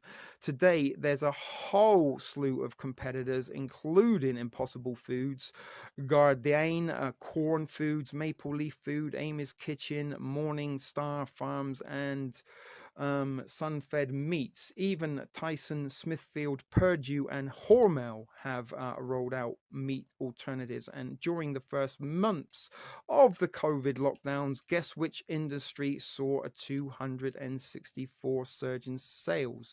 This is, as I'm telling you guys, the dawn of the Soylent Green Society that will be part and parcel of the One World Order.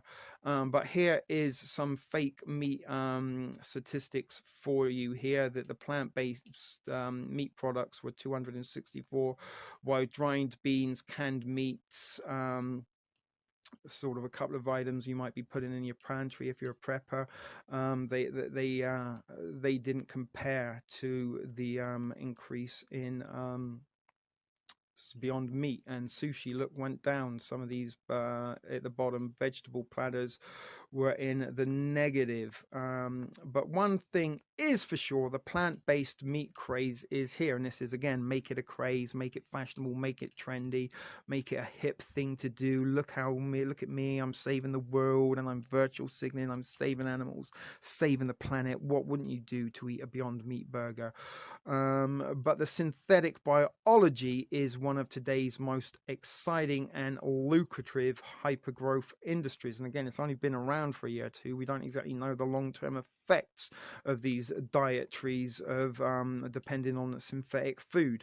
But synthetic biology is a brand new sector where breakthrough technology allows scientists to program living things, in big brackets then, and this is what Forbes are doing. They're programming a living thing, the reader, into believing that plant-based food is the way to go and its benefit to not only society but the environment. It involves reconfiguring the DNA of an organism to create something entirely new, and reconfiguring the DNA of humans would create an organism that would be completely, entirely new. Human hybrids is something we're going to have to look at shortly too, folks. But Beyond Meat harnessed this new technology to create more realistic veggie burgers, and it was first to use a DNA coding sequence from soya beans to create meat that looks and tastes like beef. So they didn't plant plants, they didn't sow seeds and then harvest those plants and make a better tasting veggie burger. No, they used DNA code. It was all done in a computer. Synthetic. This is what synthetic food is. It isn't real at all. And it is a very, very, very, very fine parameter in is considered, plant-based. Mold, algae, plankton are all plants. Just bear that in mind. And again, Soylent Green was branded as an ocean plankton based protein, is what they were making them out of. From soya beans is what they create the meat that looks and tastes like beef. It's not beef, it's just a paste. But it is actually made from vegetables, and that's just the tip of the iceberg. See what they did with the iceberg lettuce, of what synthetic biology can do. Hospitals have started using special groans infused with synthetic biological matters. sorry, the gowns, the gowns turn blue when an infection is present, which can save thousands of lives. Synthetic biology has been used to naturally replicate rubber for tires, create green chemicals from agricultural waste, and engineer low cost sugars. And get this, both Moderna Therapeutics and Pfizer COVID vaccinations are made up of a synthetic strand of genetic code called messenger RNA. And I believe, with the possible exception of an artificial intelligence AI, synthetic biology has the biggest potential of any disruptive technology to reshape our one world. And huge profits are at stake for investors. And who's got money to invest in these corporations other than the elites? You and I ain't going to be able to afford stocks and shares in these. But who get in now will be the ones that profit the greatest, but don't just take our word for it. The world's brightest tech founders are betting big on synthetic biology. Not only was Bill Gates an early investor in Beyond Meat, he helped fund Ginkgo Bioworks, which is developing a custom-built microbes as well as a pivot Bio, a sustainable agricultural company. Farmer, Google CEO Eric Schmidt, venture capitalist Mark Anderson, and Peter Thry have invested hundreds of millions of dollars into the space. And the industry is exploding before our eyes. According to Synbio Beta, the industry raised a whopping 7.8 billion in 2020. That's nearly 2.5 times the amount of funding it received in 2019. Here is some of the funding that they've received since 2019. The numbers of a new synthetic biology company has also skyrocketed frequently. In fact, there are now over 600 companies in the space. That's up from fewer than 100 in 2000. But as with any up-and-coming industry, there are a lot of duds. A lot of these companies will never pan out because they'll probably be taken over or bought out or put out of business by the higher ranking elites that don't want the competition. And most of them aren't publicly traded, but there is one I've pinpointed for big profits in the years ahead, and this is the author, not myself, saying this, and that is because it's carved out of the most profitable part of the synthetic biology market for itself. The company's name is Twist Bioscience, TWST. This company makes DNA in a laboratory and has essentially invented a new way to print DNA onto a microchip so it can be tweaked, analyzed, and researched. Twist is the hands down leader in synthetic biology. Get the report of Stephen McBride, the writer, The Great Disruptors, 3 breakthrough stocks set to double your money. He's a professional investor. And again, if you've already invested in this, then I'm pretty sure you'll be getting some profits out of it. The more and more people invest and the more and more these products are bought. But let's go and look a little bit more at Gates's involvement with Beyond Meat before we get back to some more blocking the sun related stuff. But Bill Gates, he's not only being Mr. Burns, he is going all out fictional evil villain, super villain, whichever you want to put it. And is he not only going to pull a Monty Burns and block the sun, is he also going to be pivotal in bringing and ushering in the Soylent Green society that will be part of the one world order? Again, here we are over on DuckDuck, and we put Bill Gates Beyond Meat in the search bar, and this is some of the things that have popped up. Bill Gates Foundation quietly sold Beyond Meat stock.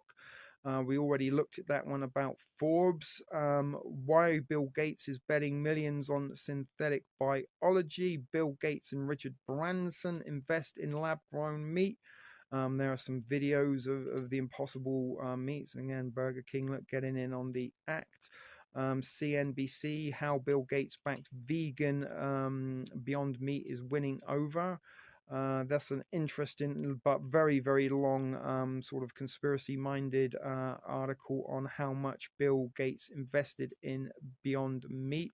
But it does talk a lot about being a mad vaccinator and his involvement with looking into pharmaceuticals and such forth. It is a very long article, could possibly get struck for misinformation if we read too much into it, although I would. There's an awful lot of stuff in there.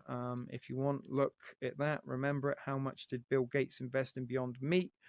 And look it up yourself. I'm not going to make it easy and put links in the description. I'm not here to breastfeed you. I am here to provide and share some information that is of importance, but we can't do it all for you. Sooner or later, you've got to be a big boy, stand up, take a piss on your own, and go and look into these things on your own. But you can see it goes on. Bill Gates on plant-based meat alternatives.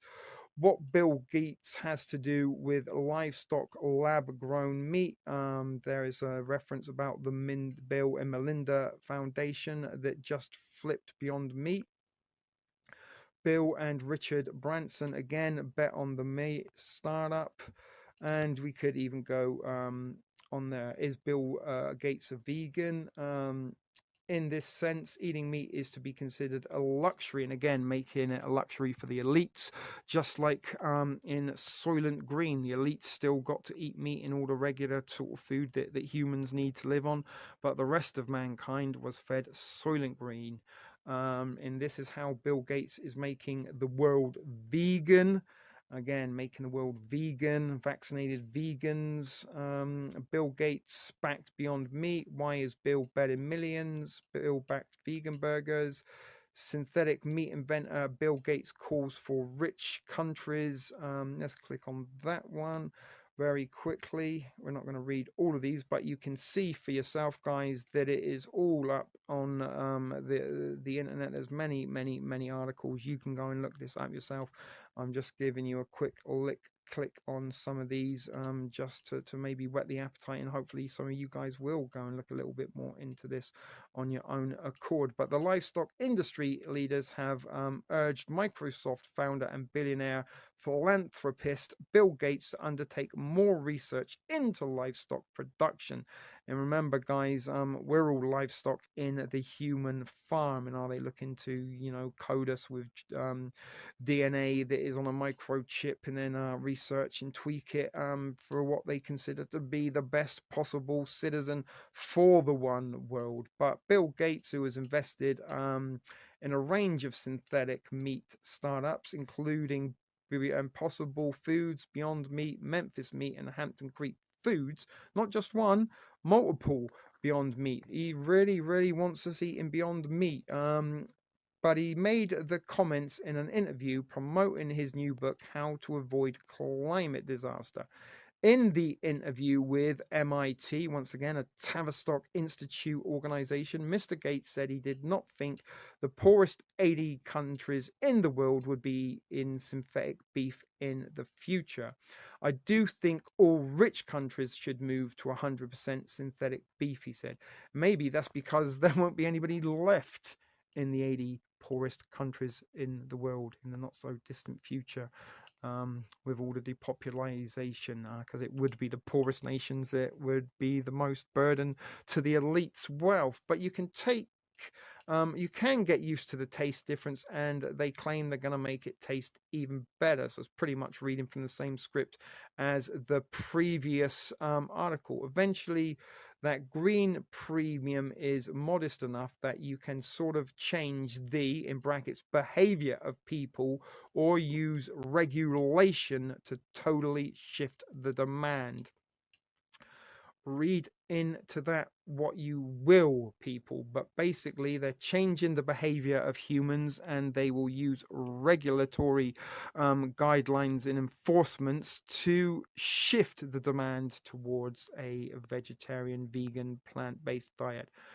He describes the problem of reducing methane emission as very difficult, stating that even compounds which reduce methane emissions weren't enough. Now, guys, fucking cows have been around since the dawn of however creation was was dawned upon us, be it that of a godlike creation, be it a synthetic simulated reality and someone just flicked on the computer, or maybe we were just some kind of alien experimentation. No one knows the answer to that truly, although many believe that possibly they do have the answer to that. I don't know the answer, and I don't believe any of the answers that are being provided to me, and until I find one that is believable, I will choose not to believe any of them.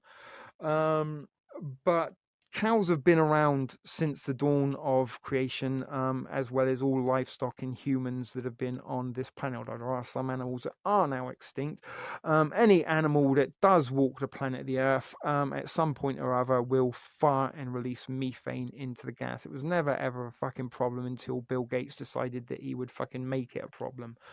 Problem, reaction, solution, create the problem. Oh my god, cow farts. We need to make cows extinct to save humanity. But don't worry, we've got some synthetic cow flavored vegetable patties that will taste and be just like beef burgers. It takes some getting used to it, but you won't know the difference after your taste buds have been killed by whatever toxins and other chemicals we mix in with the plant-based materials.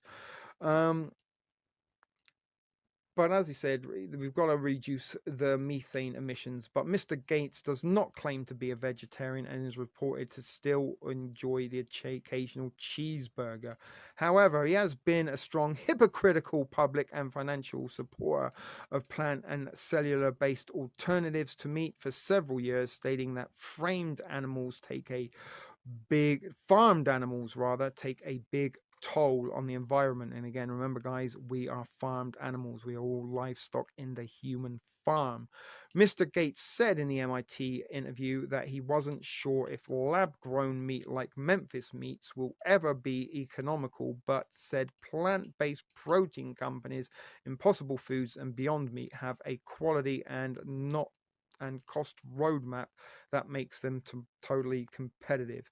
In his book, Gates says using regulation to force a shift to synthetic meat is the only one of a wide range of government policies that will ultimately be needed to avoid the climate disaster. Maybe those governmental policies will come from a one world government. But after initial market hype, plant-based fake meat brands have run into headwinds in recent times, including stock rating downgrades, price discounting to lift sales, and lawsuits over food safety standards, which is very interesting. In response to push for this development world to replace beef with synthetic beef, which appears to have generated largely supportive media coverage around the world. Again, bear in mind who owns the media. Of course they're supporting it because they're all investing in it, like Richard Branson and Gates. They're not the only ones. I'm pretty sure some Rockefellers and Rothschilds and JP Morgans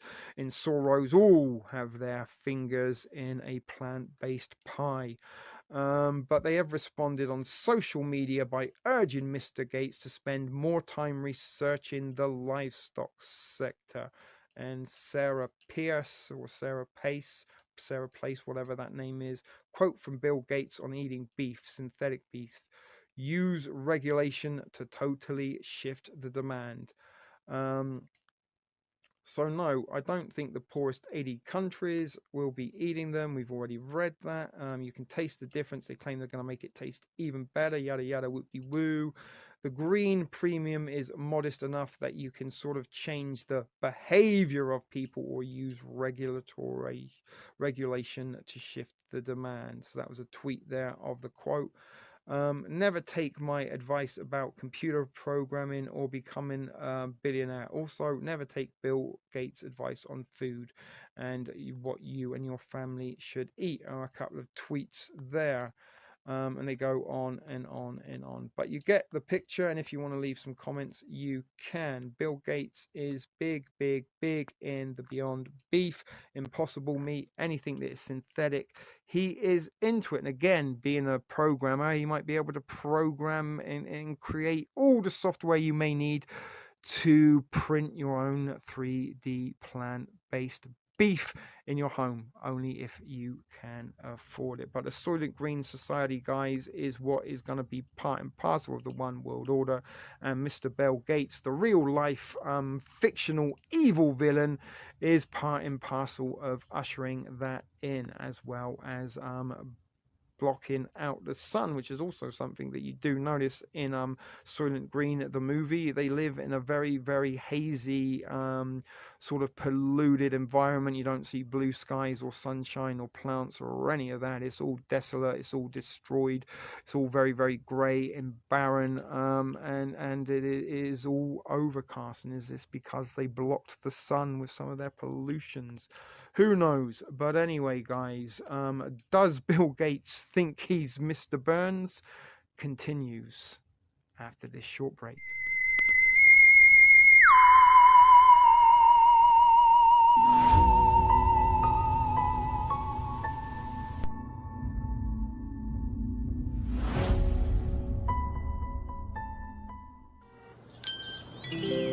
Reality hit you hard, bro. So here we are at zerogeoengineering.com, and this is an article from back on the 5th of December 2018. Harvard scientists begin experiment to block out the sun, by Trevor Nance of Forbes. And there's a nice picture of the sun being blocked out there for you. But a group of Harvard scientists plan to tackle climate change, CC33, through geoengineering by blocking out the sun. The concept of artificially reflecting sunlight has been around for decades, yet this will be the first real attempt at controlling the Earth's temperature through solar engineering.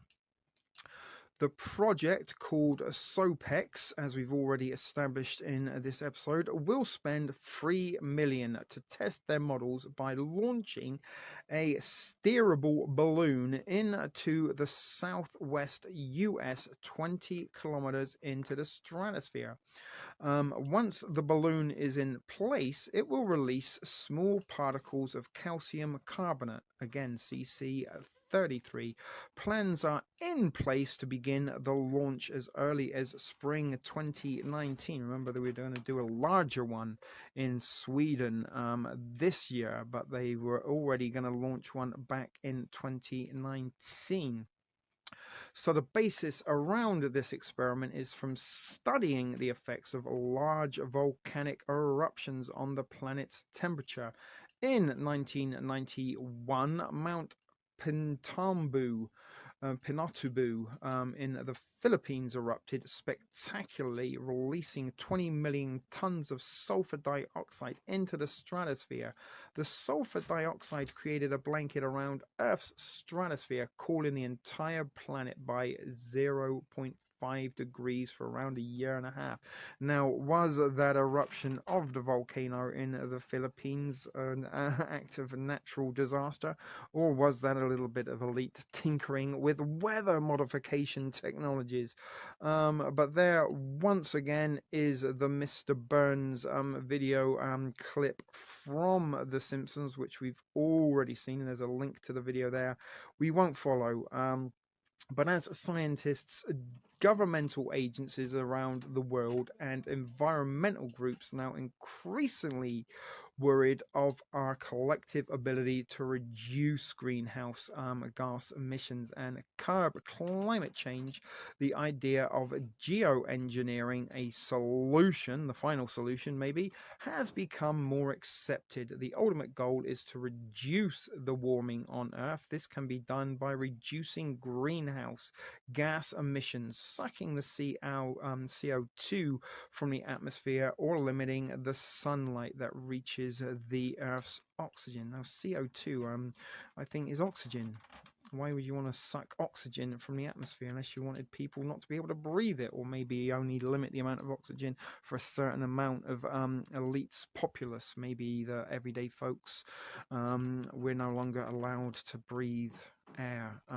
But the first two methods are actively discussed and implemented to various degrees. The recent commitment of the G20 members, part of the global elites that called shots that politicians then dance to, with the United States as a sole rejector to the Paris Agreement, will act to solve the source of the problem by reducing greenhouse gas emissions by sucking CO2 from the atmosphere and locking it away in the Earth's crust, called CO2 sequestration, and it has been implemented and deployed. For instance, the Royal Dutch Shell has built a large carbon sequestration facilities with the Canadian and Australian governments.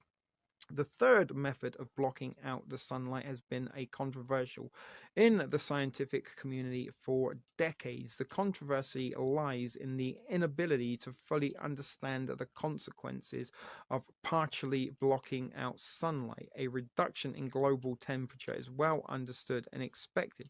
However, there remains questions around this method impact on the precipitation patterns on the ozone and the crop yield globally. And there is again another picture of the balloon and the gondola that carries the equipment that floats up into the upper atmosphere. But the illustration of the balloon system the Harvard team will deploy to release calcium carbonate into the atmosphere is what we just looked at. And this is precisely why the Harvard research team intends to spray tiny chalk particles into the stratosphere in a controlled experiment. Computer models can only go so far in predicting the impacts this geoengineering technique.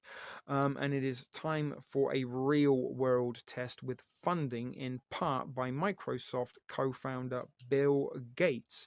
The Harvard team will begin to answer the remaining questions as early as spring 2019. While the potential negative effects are not fully characterized, the ability to control the Earth's temperature by spraying small particles into the stratosphere is an attractive solution, largely due to its cost. The recent Intergovernmental Panel on Climate Change, and an intergovernmental panel could almost be a one world government or a global government for that, for a better description. But on the climate change 33, the report estimated that the continual release of particles into the stratosphere could offset 1.5 degrees of warming for $1 billion to $10 billion a year. When comparing these costs, the global reduction in fossil fuel use or carbon sequestration, the method becomes very attractive. Thus, scientists, government agencies, and independent funders of this technology must balance the inexpensive and effectiveness of this method with the potential risks to global crops, weather conditions, and drought. Ultimately, the only way to fully characterize the risks is to conduct a real world experiment, just as the Harvard team is embarking upon. Click to the full article there. We'll click on it, but I doubt we will look at it all because I think it's probably exactly the same. There's some videos and stuff, actually. Is that going to play?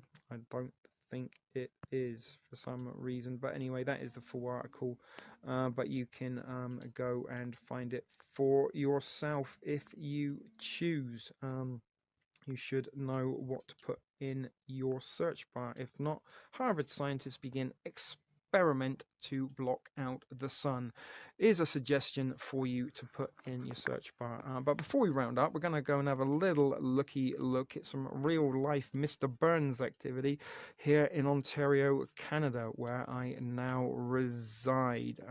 So stay tuned. Here we are at cp24.com.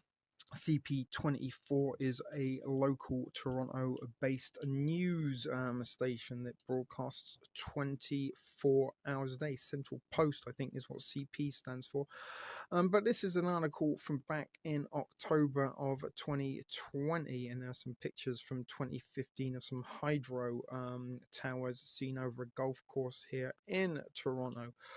But the Ontario government is changing its hydro rates at the end of the month. This was back in October 2020, adding an additional $2.24 to an average electricity bill.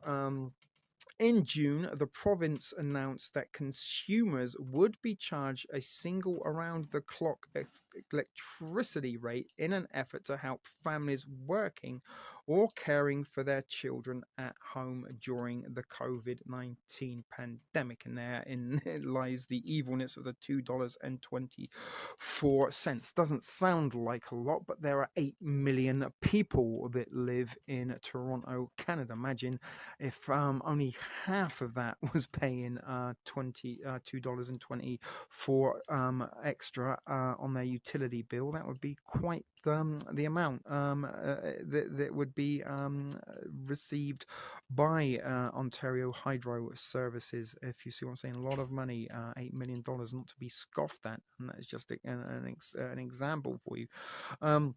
But again, due to the fact that there is a COVID pandemic, people have been forced to stay at home, not only to work at home, but for care for kids at home.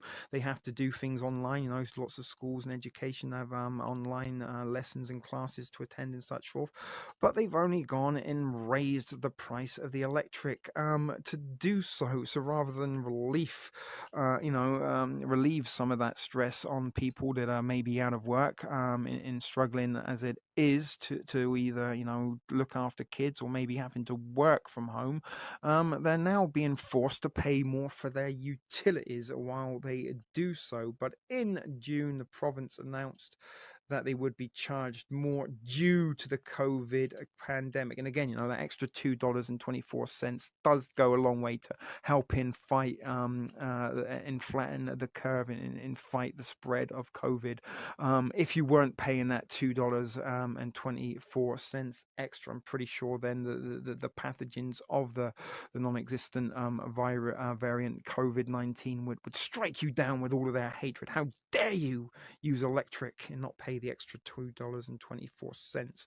So it is a little bit of a safety measure there too. But this means between June 1st and October 1st, Ontario residents were charged a blanket of 12.8 cents per kilowatts hours for their electricity instead of the 10 to 20 cents depending on time of day.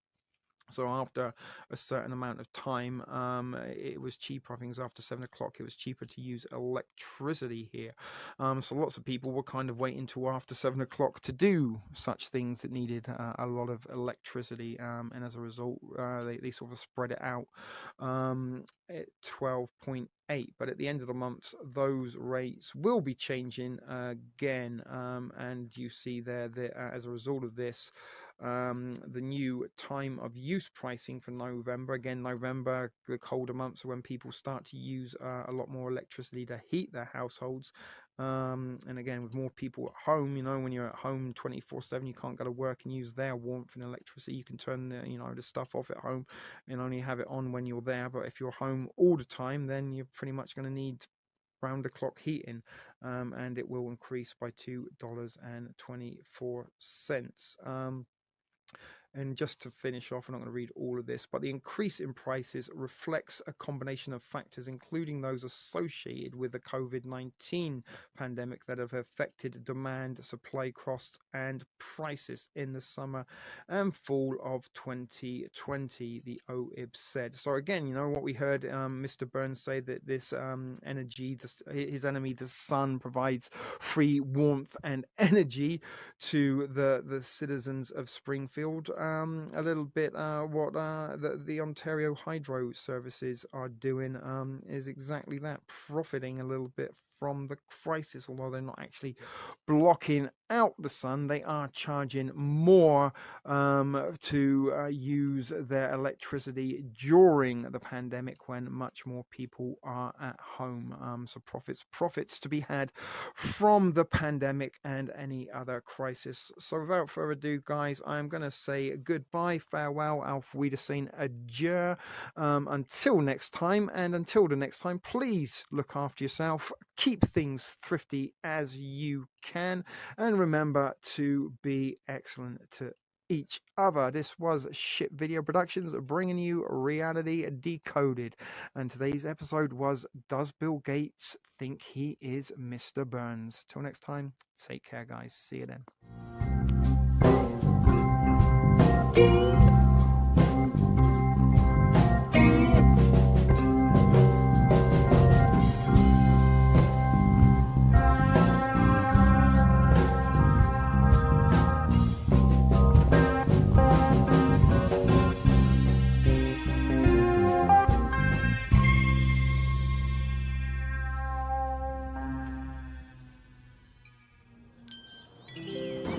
Reality hits you hard.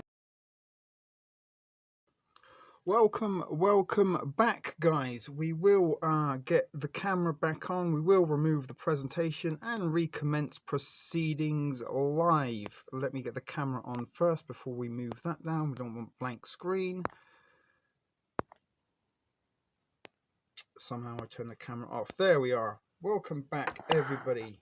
Hopefully you did enjoy that, as Devil Speak is confirming it was a good show, and Marduke's in it is a good night's discussion, and it was a good night's discussion. There's a lot of chat going on in amongst you guys there, and again, that is a little bit of the reward for the efforts of putting things, these presentations together, is to try and engage you guys in the topic as much as possible, and the fact that you engaged in a little bit of thought-provoking conversation tonight hopefully has got your minds ticking and created a little bit of dopamine of your natural devices. But creating an unnatural environment is very much on the agenda of Bill Gates. Firstly, you know, pulling the Monty Burns and blocking the sun, and also investing heavily in synthetic food problems. Now, the meat vegetarian argument was something that was very prominent during the live chat there. And Kelly made a point that maybe we could discuss this at a future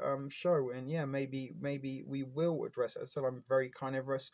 I live off meat, potato, and eggs, but it's nuts, seeds, berries, and stuff like that are what, you know, I used to make my nut sacks out of.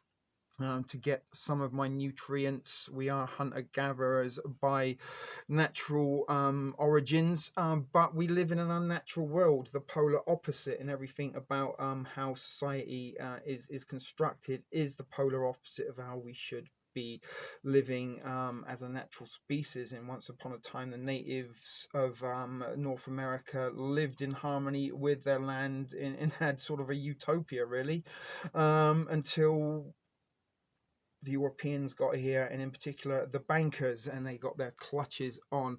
But the part and parcel a little bit about the Bill Gates thinks he's Monty Burns is, this is all stuff I've been telling you for the last 2 years. And now all of a sudden it is very, very prominent, is making mainstream headlines, it is being shared around on social media, and it is becoming sort of more publicly aware.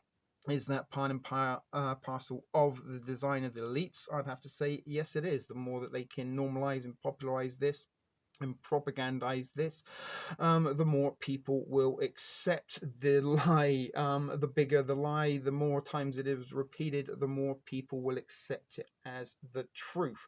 You know, the lie behind the reason to block out the sun, removing carbon oxide, the things that plants need to live. These, you know, you take the carbon dioxide away from the plants won't produce oxygen, and we will be living in a very, very, very toxic environment, eating toxic food, having toxins put into our body, everything the polar opposite of how we really should be living.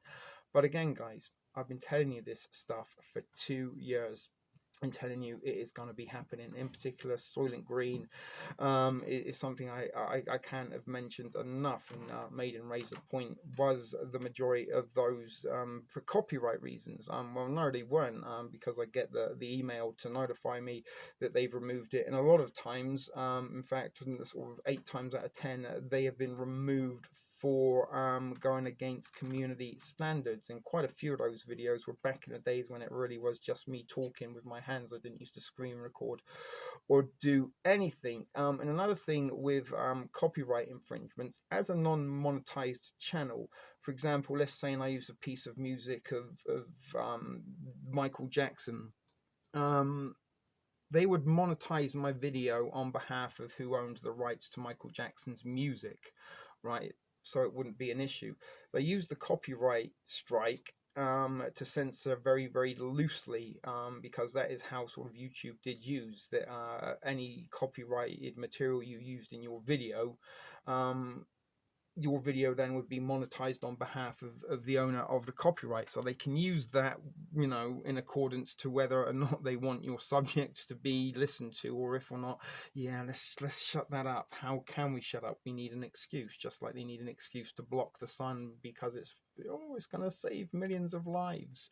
It isn't going to survive millions of lives. It will usher in maybe a new ice age, and, you know, how can you irreverse the effects of that? And maybe they don't want to irreverse it. You know, and I'm pretty sure perhaps that down there in Antarctica, or maybe within the realms of the hollow earth, the elites have their little utopian stockade that they can see out the end of days in perfect harmony with one another without any hardships, while the rest of us slowly disintegrate and depopulate our stuff.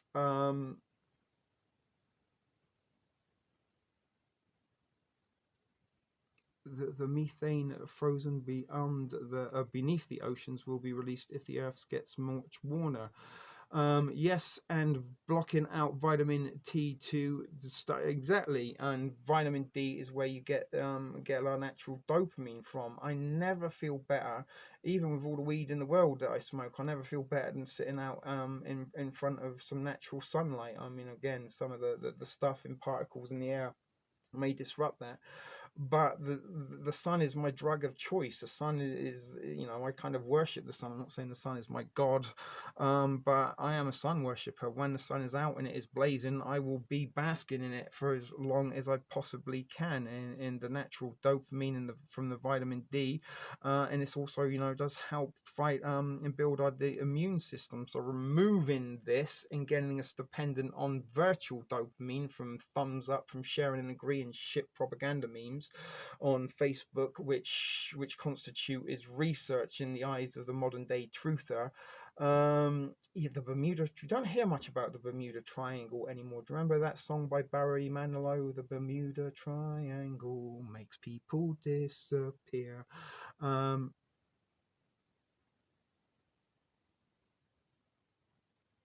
We have you know, talked about it.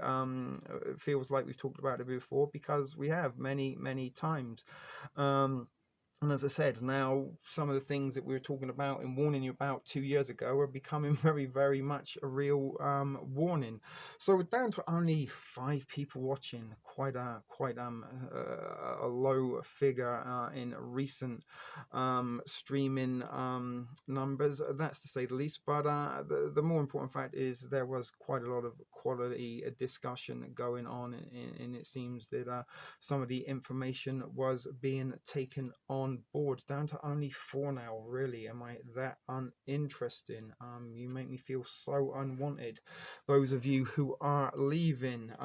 But nonetheless, guys, we will wrap this up in the next 14 minutes, because that will be 2.5 hours. I'm not sure I can drag this out for another 45.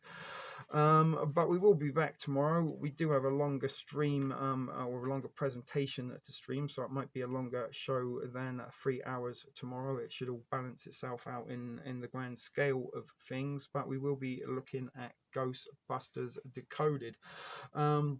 So let's try and kill out the last few minutes of tonight's stream by listening to the 4 of you that are left. That might only be 3, because one of those is TSP TV, my backup phone. I forgot to switch accounts to Reality Decoded, but nonetheless, not so many people there. Yeah, ley lines. Funny enough, there was a little kid sitting outside on my step the other day, and his mum, he's only a young boy, said something about sorry about him sitting there. I said it's a good place to sit. I sometimes like to sit there. I think there are good ley lines. If it were methane, it would be a fire pit. Well, the center of the earth was supposed to be a ball of fire. Again, you know, that's what they tell us. Whether it is or not, who knows? The hollow earth theory does you know, bear some pause for thought. There you go.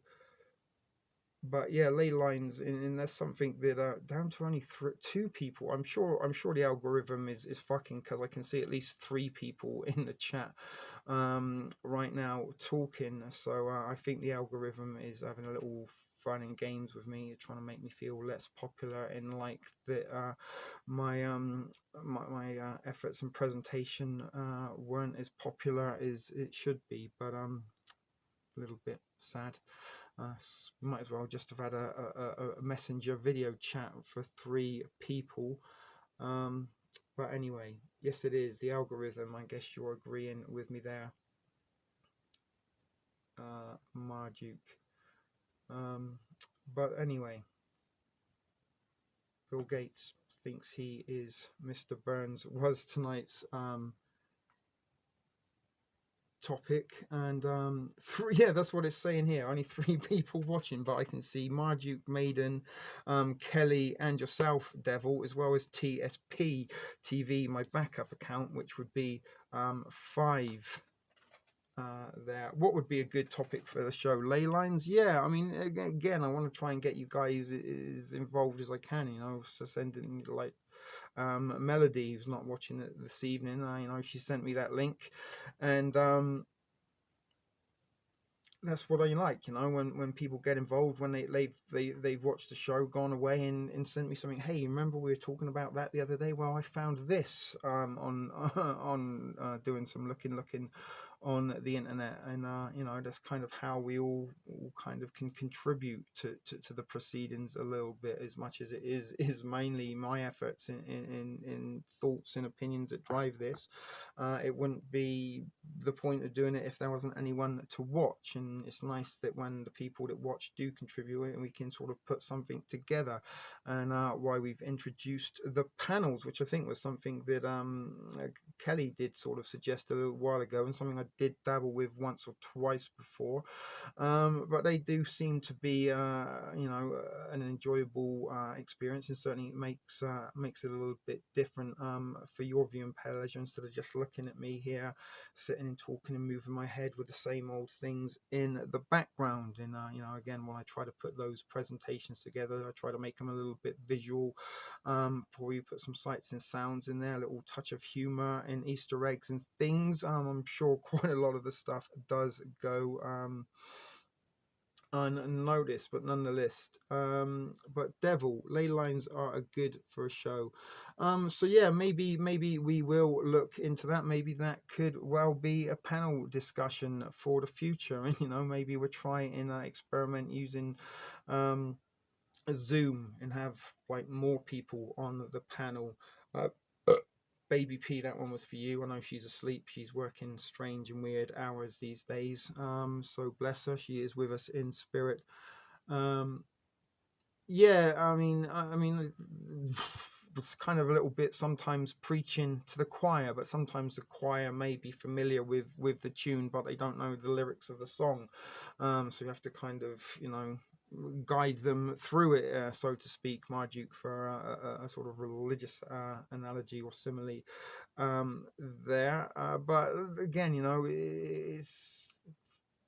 it's one of those difficult ones because people can believe what they want to believe, and people are entitled to have their opinions and own thoughts. This is what living in a free society is all about. And you know, we hear about you know, taking horses to water, but you can't always make them drink. It's like sometimes you can take the window liquor to the window, but you can't make them lick. And again, you know, cognitive dissonance, you sometimes can promote and present all the facts, figures and information to someone to prove something as being true, but if it goes against their personal belief system, they will probably do all they can to reject accepting that as reality. It's not a lie if you believe it. It's not just a quirky line from the Seinfeld and George Costanza, a hero and idol of mine. It is an ideology and a philosophy for life. Yeah, I've been a bit missing in action tonight. Has been great. I'll be checking in more often like I used to. Again, you know, there is no obligation. You don't expect you know, everybody to sort of drop what they are doing just to come in and watch these procedures, but it is certainly, again, a little bit more rewarding for me the more people that watch, and doesn't necessarily have to be the biggest numbers.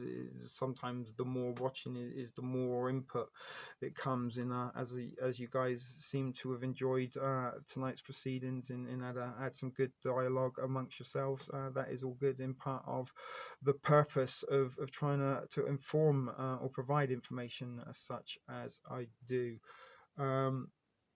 I am going to be I'm going to be burning one very, very shortly. Glynis, are you still here, my darling? Or have you, like all the other women in my life, left and gone without a trace in a word? The dev that's pretty much the only plant that I enjoy is marijuana.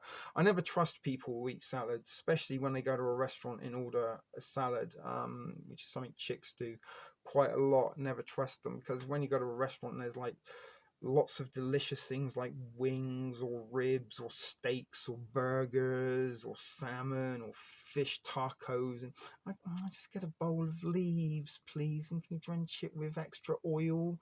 And that'd be great. Never trust somebody that orders a salad in a restaurant is a little bit of advice from me. And again, service industry expertise for the last decade. I do know a thing or two about the behavioral patterns of how people eat. One soul at a time. The topics are worth it even for one newbie. And again, you know, I'd rather drag one new like-minded individual into the fold than drag 100 horny middle-aged housewives who just like the way I sound but don't really care or pay attention to what I'm talking about, and just maybe leave a random comment like, only 7 people watching but 3 thumbs up. Smash that like, people, or great video. Thanks for sharing. Doesn't really help me, but it is rewarding to see you guys interact and chat and get a little bit engrossed in the subject. But tomorrow we got Ghostbusters, very popular movie. Pretty much everybody here that is watching, I would imagine, is seen Ghostbusters. But a lot of messaging and hidden symbolism within that popular franchise we will be looking at tomorrow, so maybe that might be a little bit more fun. We do have a Ghostbusters themed intro. Hopefully you will tune in at time at 9 o'clock to enjoy that for you. It's probably one of the most dramatic intros I think I've ever made. And again, part of it is to get a little bit of excitement and enthusiasm for the topic. And we will round out this week of Reality Decoded with Terminator Decoded on Sunday night. Another movie I'm pretty sure we have all seen. I like to I'm a dissident. I'm always defiant. I will wave the red flag to the bull. And I've been arrested, deported, and divorced for my commitments or convictions, rather. I've lived by the sword that I have fallen on many a time. People getting strikes is what I do. They can jail me, they can beat me, they can silence me, they can even kill me, but I won't be what they want me to be, because I am the one and only T. Look at that, I almost started rapping. What's the bettings? We're going to get about 20 gusset girls turn up now. Oh, sorry, I didn't get a notification. Oh, I was walking the dog. What's going on? What did I miss? Again, please don't hit the thumbs up. I don't give a shit if you hit the thumbs up. The thumbs up doesn't mean anything to me. What means something to me is when I see content, interaction, comments, feedback, contributions. That is much important than a thumbs up. You can watch for 2 minutes and press the thumbs up, which was what was the case with a lot of the videos that I was uploading on TSP TV, and many of those contain as informative and interesting information is contained in these live presentations. But I guess, you know, some of those frustrated housewives that watch for the accent don't like it as much when there isn't the chance that I might say their name, like, oh, say my name while I'm flicking my bean, say my name, T, say it, oh, I'm nearly there, oh, electromagnetic makes my clay tingle. And I know there are women that masturbate to my videos because they send me emails. You guys can guess which one it may be, or who. It might even be more than one. There has been more than one. But nevertheless, I do try to make the videos for those cool guys like you that pay attention and are interested in these topics. And that was kind of part of the aim of all of these. This effort was to try and reach like-minded people where we can talk about stuff like this and not be frowned upon or dismissed as radicalized conspiracy theorists that wear tin foil hats. I wear my tin foil with pride, and I've been wearing it for a very, very long time before it was cool to be woke, where you're only as woke as you are on the snooze button when your mum's shouting at you on a Saturday morning to get out of bed, but you had a couple of beers too many the night before that she didn't know about, and you're trying to sleep off a hangover, and you're pressing your snooze button. That's about how woke most of the woke folk are. What Discord do we use? I don't really know. I was kind of unaware that there were two, Devil. I should really try to check the Discord a lot more often than I do, because there was some stuff on there earlier I noticed that I missed. I don't always get notifications for that. But Discord, yeah, we should try and make more of an effort. We can. There's a gusset girl. It's Mrs. Al. Were you one of the ladies that was just flicking your bean for the last 2 hours and 29 minutes? Looks like we might be going on a little bit longer than expected, because I'm not going to have time to drag the dancing girl and play the intro out for the 2 hours 30 marks. Open discussion. Yeah, we could have an open discussion, free for all or something, round table one night. And again, open discussion, differences of opinions is what being excellent to each other is all about. We have to respect that sometimes people aren't going to think or believe all the same things that we do, but we do have to agree that some of the things that I do provide the information on are things that are a threat to us all, regardless of what we believe or think, and we have to sort of be aware of these things in order to prepare ourselves for the eventuality of this stuff. We are living in an all-out apocalyptic, choose-your-own reality, doomsday type situation where the elites are rolling the dice and we are all unwilling, non-playing characters in the role play of reality. Yeah, there's one gusset. I started door dashing addictive. You're delivering stuff for DoorDash, or is that a code for masturbation? You like rub yourself up against the door. I don't know. Youngsters today do some strange things. Sorry, what should be easy for me? Door dashing, or are you talking to me, Mark? See, we've got more people watching now. It's ending. But glad to have you amongst us, Mrs. Owl, even if you are late.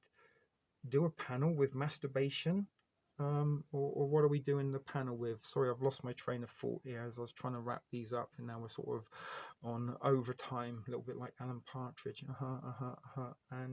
And news. Never mind, you won't get that joke. We might even have to do a zombie decoded, not reboot. What's the word I'm looking for, Maiden? Help me out. Re-looking into, there's a fancy word for that, or look into it some more, because there's been some more developments in stuff about zombie apocalypse in the mainstream. And again, a video I put out last year before it was cool to talk about the ZCDC zombie preparedness articles was a video over on TSP TV. Are you ready for the zombie apocalypse? That hasn't been removed, funny enough. You can go and watch that at your leisure. Another video that has almost 0 comments on. Oh, an open discussion night. Yeah. Okay, well, we could probably do that. Maybe something we can schedule for next weekend. Gives me a little bit of something to work ahead of myself. And something I am trying to do is put together my truck productions somewhat in advance, so I'm not always rushing against the schedule, or getting up on the day of trying to stream with absolutely nothing and having to force myself. Sometimes doesn't always end in the best product at the end. Yeah, exactly. And I think that's a little bit of what the panels are doing. They're getting introducing each other to each other. And once upon a time, I never used to show myself. It was just talking hands, no edits, no filters, nothing. But you've got used to seeing my ugly mug, and I can't help but notice quite a lot of people stopped watching once I turned the camera around, and a lot of people that stopped watching, I do think and do know, were some of the horny housewives that probably thought I looked a lot more handsome than I really am. When they couldn't see me, they had the image of what I looked like in my head, and they probably thought I looked like James Bond or Harry Potter maybe, and then, oh fuck me, he's a bald-headed ugly fuck with bad teeth. Yeah, fuck, dang, I can't believe I flicked my bean to him. Could we do a big Zoom meeting? I do have a Zoom account, Devil. Yes, I do. I have shared the link. I think I've even put it in Discord somewhere. So we could almost try and experiment with that at some point. Again, sometimes when we try in real time, there is the possibility for failure. But yeah, we could try one day, just do a Zoom chat and everybody, but there'd be no one actually watching in the viewing then, but we could all be on Zoom. Yeah, we could have a reality, the Knights of the Reality Round Table, or something along those lines. That would be fun. And something we did, Devil, you used to be a dungeon master. I'd like to do game night.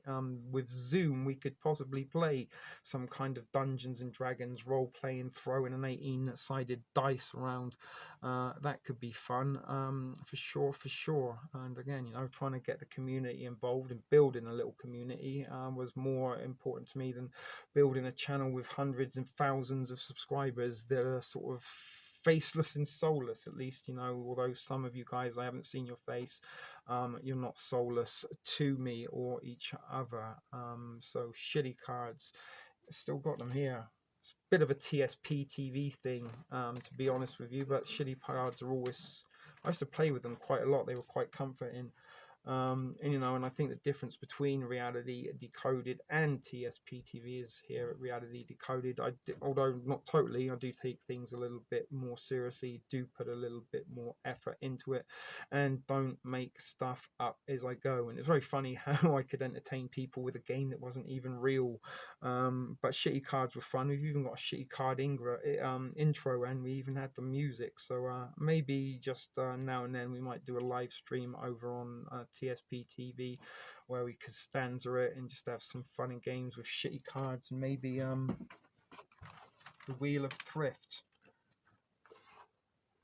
You see that? Wheel of Thrift. Revisit. That's the word. Thank God. How much of a time delay do we got, Maiden? Yeah, we're gonna have to do a zombie decoded, revisited. Wonderful. Thank you. That's why you've got a wench, my darling. But yeah, we could do we could do as many Zoom round tables as we want, but at the same time, you don't want to sort of milk too much of a good thing. I think it's nice to sort of spread it out and give a little bit of desire and craving to want to be part of that.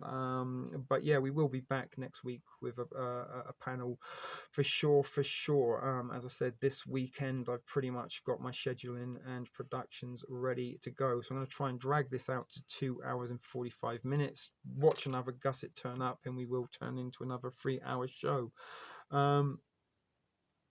It really was nerve-wracking turning the camera around, Kelly. I must admit, I was like, oh my God, what am I thinking here doing this? There was a certain anonymity within the talking hands, but if you can remember the mafia, oh my God, I wish the mafia would come and visit me in real life. That'd be fun and games. But the mafia, they come after me a little bit. Snafu smokes crack, and that although I rode to prison, not so much. I didn't actually mind him. He wasn't a bad sort. I did go and join in a couple of his streams, and he joined in a couple of my streams. But that Snafu smokes crack. He sent a bunch of mafia types after me, and he started sending me threatening emails. We're gonna reveal who you are and show your face and show your names. So during all of that, I thought, fuck you, take away your power. This is you've got nothing if I've done it first, right? So there you go. Problem, reaction, solution. React in a way opposite to the desired reaction is what I did, and took away their little plan. But as I said, it did cause me a few subscribers who thought I was probably more handsome than I really was. But they certainly won't be lost, because I don't think they really contributed that much, other than attention stealing. Daniel Canham. Daniel Canham. Sorry, a little bit of an elbow cough there. It's not COVID. It's not COVID. Don't report me. It's a fake cough.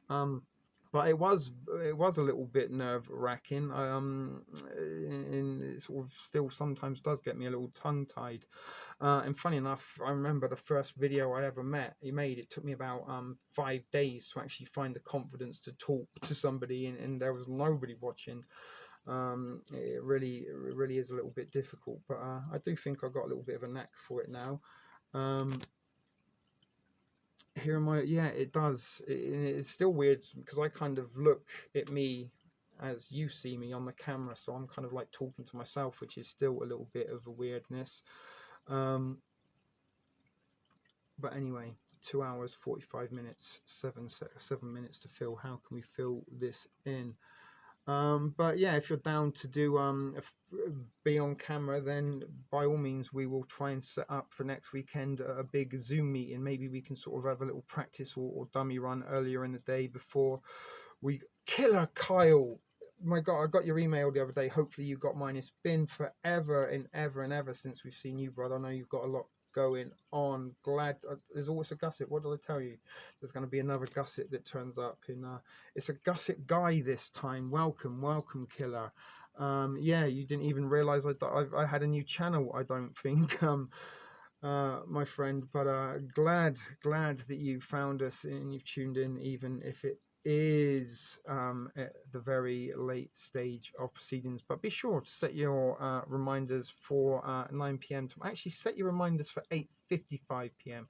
Be ready and waiting, because you don't want to miss my Ghostbusters special one-off intro for tomorrow. We've also got a Terminator themed intro as well, so you've got 2 special themed intros to look. If that's not incentive to turn out, you can, I know there are some people that that just show up and, hi everyone, I'm here, look at me, I left the thumbs up, I've got to go now, I've heard enough. Doesn't help, doesn't contribute. I don't need thumbs up. I'd rather have people who pay attention and get involved. That is, see, look, always at the end we have the most people. Do you remember a little while ago we only had 3? Now we've got, I wonder how many people are actually really watching, if the algorithm was honest with me. I've got the shitty cards in my hands. I'll tell you what, let's do a little bit of pre Ghostbusters. I'm holding a card up. Guess what number card it is. I can see the number. Guess what number. Guess what card it is. Let's see if we're in tuned. I'm thinking of the card. Remember at the beginning, Bill Murray and the dude, he kept getting them right, but oh no, you're wrong. And the girl, she got them wrong. But are we connected? Anyway, Gomer Pyle. Pyle, Shazam. That was another Simpsons moment. I'm not too familiar with Gomer Pyle. Guys should be Gomers, like Gomer Pyle. Gusset Gomers. There you go, Devil. Contribute into the community. Anyone guess what number it is? Anyone guess what number it is? There was a robot with the number. And Star Wars X-Wing fighter. Think of that. I'm back. Glynis is back. Look at you. Did you say that in the I'll be back? Because Terminator Decoded Sunday night, guys. 42. There's no 42 killer. It's only like, you know, 1 to 12. Devil Speak. Ooh, no. Marduke 7. No, it's not 42. It's not 3. It's not 7. Anyone? Any more advances? Maiden, Glynis, Kelly. Anybody want to guess what number it is? Come on, we're killing time. If it was 42 killer, that would have been quite. If I was, it's a pen without an end. That's no good. I was going to write 42 on there. I could have sort of brought it off camera and casually done it. It is the same card, by the way. Turn the X-ray on. Do you remember those X-ray specs? 11. No, it isn't 11. Marduke 2. All right. It was 5. It was number 5. None of you were right. Glynis was half right with 57. Although Glynis, I think you were just trying to be funny like Killer. It was funny when Killer done it. It was a little bit desperate when you did it. I'm joking with you. 57. Devil said 5. I don't know if or not Devil saw that on the time release, but it was 5. It was 5. See, Glynis, we can joke and tease the ones we like. I'm not going to say love the most, because love is usually only a temporary thing. You know, even if you love a dog like Old Yeller, sooner or later you have to put it down. So like is something that sort of, you know, you like cheeseburgers throughout your life, but you only love a girlfriend or boyfriend temporarily until they dump you. DS, I think DS did cheat a little bit, maybe, but that's good.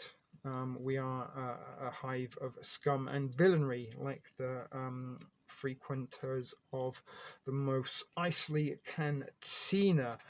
He did say 5. Okay, so DS, you won the prize, although there is no prize. I still got your turd to send you, DS, although a little bit of it fell off, but that's just added character. It actually looks as though it's got a bit of actual real turd texture. So guys, there it is. 2 hours 43 minutes. We're gonna miss it. Fuck it, let's try and drag it out for 3 hours. My obsessive compulsions. I am, what did you expect? I am the devil who speaks. Did you go down to Georgia and win yourself a violin by any chance, devil? But anyway, cheating's good. If you can't win, cheat. And if you lose, then lose not graciously, ungraciously. There you go. Which is a little bit of the hooligans mentality. Sometimes the game comes unimportant and there's no purpose in continuing to support your team when victory is unachievable. So then it's usually when you start kicking off and throwing punches and kicks and rocks and goodness knows whatever at the opposition. A chip off the old turd. I guess you could kind of put the guitar under your chin and play it like a violin. Where I don't know where Nancy is. She's missing in action. Maiden said she hasn't seen her on Facebook recently, and there is a distinct lack of Jesus memes showing up on my news feed. So hopefully Nancy is all right. Wherever our beloved little Cajun agent is. But we have been quite emoji free this evening, I've noticed. So if you want, in homage of our absent Cajun, leave your favorite emoji in the comments right now. Maiden, you really do have some time delay. You really do, don't you? You're like about 3 or 4 minutes behind. Refresh, sweetheart, refresh. Sometimes wonder how much of a time delay or how different the time delay is in different time zones, or how far behind they are. Glynis is there with the don't forget the girl with a head. She likes that one. Devil and Marduk, you both play guitars, if I'm right, as does Martha and Aztec, who are also not here tonight, although Aztec does sometimes mistake Reality Decoded for Tinder or Chatterbait at times, and talks more about his penis than the topics. But maybe if we put together the Zoom like thing, you guys could get the guitar and maybe play our outro, or play an outro for us. All right, Glynis, simmer down now. You've had your emoji fun. You don't want to be put in the naughty corner for excessive emoji uses.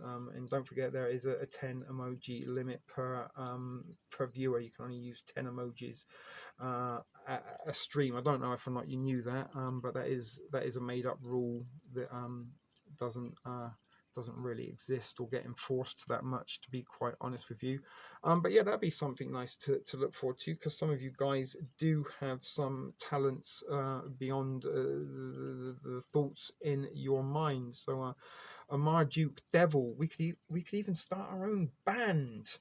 Wink, wink, rolling my eyes. Dancy Nancy. Yeah, she likes the little dancy lady. I'm sure she's emoji witchcraft. I've been meaning to do a show on. I don't know if I could feel. Look at that. We've got 10 people watching now. I was a rock star for a few years. I lived like a rock star. I just didn't really have the skills required to be one. Although I was